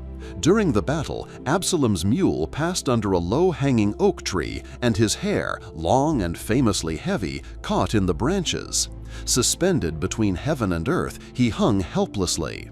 Joab, despite David's plea, took 3 javelins and thrust them into Absalom's heart. His men finished the task. When David heard the news, he ascended to the chamber above the gate and wept. "Oh, my son Absalom, my son, Absalom! Would I had died instead of you! Oh, Absalom, my son, my son!" The cry of a father mourning not only a son, but a kingdom torn by the sins of the past. Joab rebuked the king. The people had risked their lives for him, yet he mourned the traitor. David roused himself, sat at the gate, and restored morale. In time, the tribes of Israel invited him back. The road to restoration was uneven. Shimei, the man who cursed him, begged forgiveness. Mephibosheth, Saul's grandson, claimed loyalty despite false accusations. Barzillai, an old ally, declined royal reward, content to end his days in peace. But peace proved elusive. Another rebellion arose, led by Sheba, a Benjaminite. Though quelled swiftly, it signaled the fragile unity of the kingdom. And then came a strange episode. A famine struck Israel for 3 years. In seeking divine insight, David learned it was due to Saul's bloody treatment of the Gibeonites. To atone, David handed over 7 of Saul's descendants, and they were executed. It was a brutal act, one that haunted the national conscience. Later, in a moment of pride or perhaps insecurity, David ordered a census of Israel's fighting men. Joab protested, sensing the king's motives were skewed, but the count proceeded. God's judgment came swiftly, a plague that killed 70,000. David, realizing his error, interceded. "I have sinned, let your hand fall on me and my house." The plague ceased at the threshing floor of Araunah the Jebusite. There, David purchased the site and built an altar. He refused to take it as a gift. "I will not offer to the Lord my God sacrifices that cost me nothing," he declared. Fire from heaven consumed the offering, and the plague stopped. This site would later become the foundation of Solomon's temple, a place born not of triumph, but of repentance. David's final years were marked by reflection and preparation. He sang psalms of deliverance, recalled the mighty men who stood by him through every storm, and prepared the kingdom for his successor. Though the scars of rebellion remained, the king who had fallen so far never ceased to seek the heart of God. In the twilight of his life, David stood not only as a ruler, but as a man chastened and humbled, his legacy shaped as much by failure as by faith. He had faced lions, giants, and armies, but it was within his own household that he fought the fiercest battles. And yet, through it all, he remained the flawed yet chosen vessel of God's unfolding story. In the quiet tension of his palace, David, once the humble shepherd and victorious warrior, now reigned as Israel's king. His hands, once calloused by the harp and the sword, now rested idly on silks and scrolls. Time had passed since his rise, and the vigor of youth gave way to the burdens of sovereignty. It was the season when kings went out to war, yet David remained in Jerusalem. This deviation from duty would lead to his most grievous failing. From the rooftop of his palace, David's gaze wandered. Below, in the warm wash of twilight, he saw her, Bathsheba, bathing in the privacy of her home. The sight was fleeting yet devastating. Desire ignited, untamed and immediate. She was the wife of Uriah the Hittite, a loyal soldier in David's own army. That fact did not slow the king. He summoned her. What transpired between David and Bathsheba was not merely a personal sin, but a rupture in the moral fabric that once defined him. The same David who had spared Saul in the cave out of reverence for divine order now usurped another man's marriage bed. Bathsheba came, perhaps out of duty, perhaps out of fear, and she returned home in silence. Days passed, and then word reached the palace: she was with child. David's initial instinct was not repentance, but concealment. He sent for Uriah, brought him back from the battlefield under the guise of royal concern. If Uriah lay with his wife, the child might pass as his. But Uriah's loyalty thwarted the plan. He refused to enjoy domestic pleasures while his comrades slept in tents. He slept at the palace gates. Twice David tried, twice Uriah declined. Frustration deepened. The man's integrity, once admirable, now stood as an obstacle to David's deception. So the king devised a darker plan. He wrote a letter to Joab, the commander of the army, and sent it with Uriah himself, a sealed message of his own death. Uriah was to be placed where the battle was fiercest, then abandoned. Joab obeyed. The siege intensified, the wall was approached, and Uriah fell. Bathsheba mourned. When her mourning ended, David took her as his wife, and she bore him a son. To the people, it may have seemed swift justice or divine reward, but heaven saw differently. The Lord was displeased. Then came Nathan. The prophet did not arrive with fury, but with a story, a parable. He spoke of a rich man with many flocks and a poor man with only one ewe lamb, cherished and raised like a daughter. When a traveler came, the rich man spared his own flock and took the poor man's lamb to feed his guest. David, a shepherd once, burned with indignation. "The man who did this deserves to die," he proclaimed. Nathan's voice cut like iron. "You are the man." Conviction fell upon David like a stone. Nathan revealed the full weight of the sin. God had given David everything: Saul's kingdom, wives, victories. If that had not been enough, more could have been given. Yet David despised the word of the Lord. He had struck down Uriah with the sword of the Ammonites and taken his wife. Consequences followed swiftly. The sword would never depart from David's house. Calamity would rise from within his own family, and the child born from this union would not live. David wept. He fasted. He lay upon the ground, pleading with God for the child's life. Servants watched in silence, afraid to approach. 7 days the child lived. On the 7th, he died. When David learned, he rose, washed, and worshipped. His servants were stunned. David explained, "While the child lived, there was hope. Now that he was gone, mourning changed nothing." He comforted Bathsheba, and in time she bore another son, Solomon. The Lord loved the child, and Nathan gave him another name, Jedediah. Yet the shadow of the past lingered. This episode marked a turning point. The king who once danced before the ark now carried guilt like a mantle. The events to come, the rebellion of his son Absalom, the fracturing of his house, would all echo from this moment. David's greatness was never in his perfection, but in his capacity for remorse. Unlike Saul, whose rebellion was rooted in pride, David's sin was met with repentance. He authored psalms soaked in sorrow and longing, verses that would become the prayers of generations. The fall of David was not the end of his story, but it redefined it. From triumph to transgression, from crown to contrition, he remained, somehow, a man after God's own heart. Not because he never fell, but because he never refused to rise again in the shadow of grace.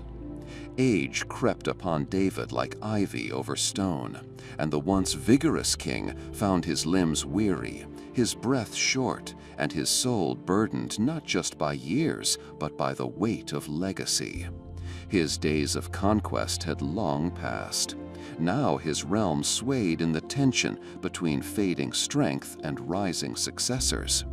In the twilight of his life, he turned not to the glories of his past, but to the urgent questions of succession, loyalty, and unfinished promises. The court grew uneasy. Whispers stirred in the marble halls of Jerusalem. Adonijah, son of David and Haggith, saw his father's frailty as an opportunity. Tall, handsome, and ambitious, he declared himself king, gathering chariots, horsemen, and a retinue of 50 men to run before him. He consulted with Joab, the seasoned general, and Abiathar the priest, both once loyal to David, but now drawn to Adonijah's rising star. Yet Adonijah's coronation was not universally supported. Nathan the prophet and Bathsheba, the mother of Solomon, feared a return to chaos. They remembered Absalom's rebellion, the grief it brought, the blood it spilled. They approached the king, now bedridden, his body cloaked in blankets, attended by the young Abishag of Shunem to keep him warm. Bathsheba reminded David of his solemn oath that Solomon, her son, would sit on the throne. David's memory, though dimmed by age, ignited at the mention of that promise. He called for Zadok the priest, Nathan the prophet, and Benaiah son of Jehoiada. "Take Solomon," he commanded, "place him on my mule, anoint him king at Gihon, and proclaim him before all Israel." The plan unfolded swiftly. As Adonijah feasted with his supporters, the cries of the people reached his ears. "Long live King Solomon!" The coup unraveled. Those who had followed Adonijah dispersed. He fled to the altar, clinging to its horns, begging for his life. Solomon spared him, for the moment. Now the aged David turned to the task of final words. He summoned Solomon, his chosen heir, and spoke not just as a father, but as a man who had walked through fire, who had sinned greatly and loved deeply. "Be strong," he said, "and show yourself a man. Walk in the ways of the Lord and keep his statutes." He charged Solomon to rule with wisdom, justice, and above all, with reverence for God. But these were not merely spiritual instructions. David also addressed the unfinished matters of justice. Joab, though once loyal, had shed innocent blood, killing Abner and Amasa in cold defiance. David told Solomon not to let his gray head go down to the grave in peace. Shimei, who had cursed David during Absalom's rebellion, was to be watched carefully. The king's breath grew thinner. Psalms once sung aloud now trembled silently on his lips. He remembered the fields of Bethlehem, the lion and the bear, Goliath's towering frame, Saul's spear, Jonathan's friendship, the ark's return, Bathsheba's sorrow, Nathan's rebuke, Absalom's rebellion, and Solomon's coronation. His life, a tapestry of praise and penitence, drew to its final thread. And then David slept with his ancestors. He was buried in the city of David, leaving behind a kingdom secured, a son anointed, and a legacy carved into eternity. Not merely as a king or a warrior, but as the flawed servant whose songs gave voice to every broken, yearning heart. His reign had lasted 40 years, 7 in Hebron, 33 in Jerusalem. His memory endured not for his victories alone, but for the soul he laid bare in lament and joy, a soul that echoed in the Psalms, in the temple Solomon would build, and in the lineage that would lead to a greater king. David's final breath was not a farewell, a whisper that rippled through the generations, that even the mighty fall, but the penitent rise again in the mercy of God. Thus ended the life of David, son of Jesse, shepherd, warrior, poet, and king. His story, traced across the hills of Bethlehem to the throne of Jerusalem, was never one of flawlessness, but of faith that endured through failure. Chosen not for perfection, but for a heart attuned to God's voice, David's journey was a tapestry of courage and weakness, glory and guilt, justice and mercy.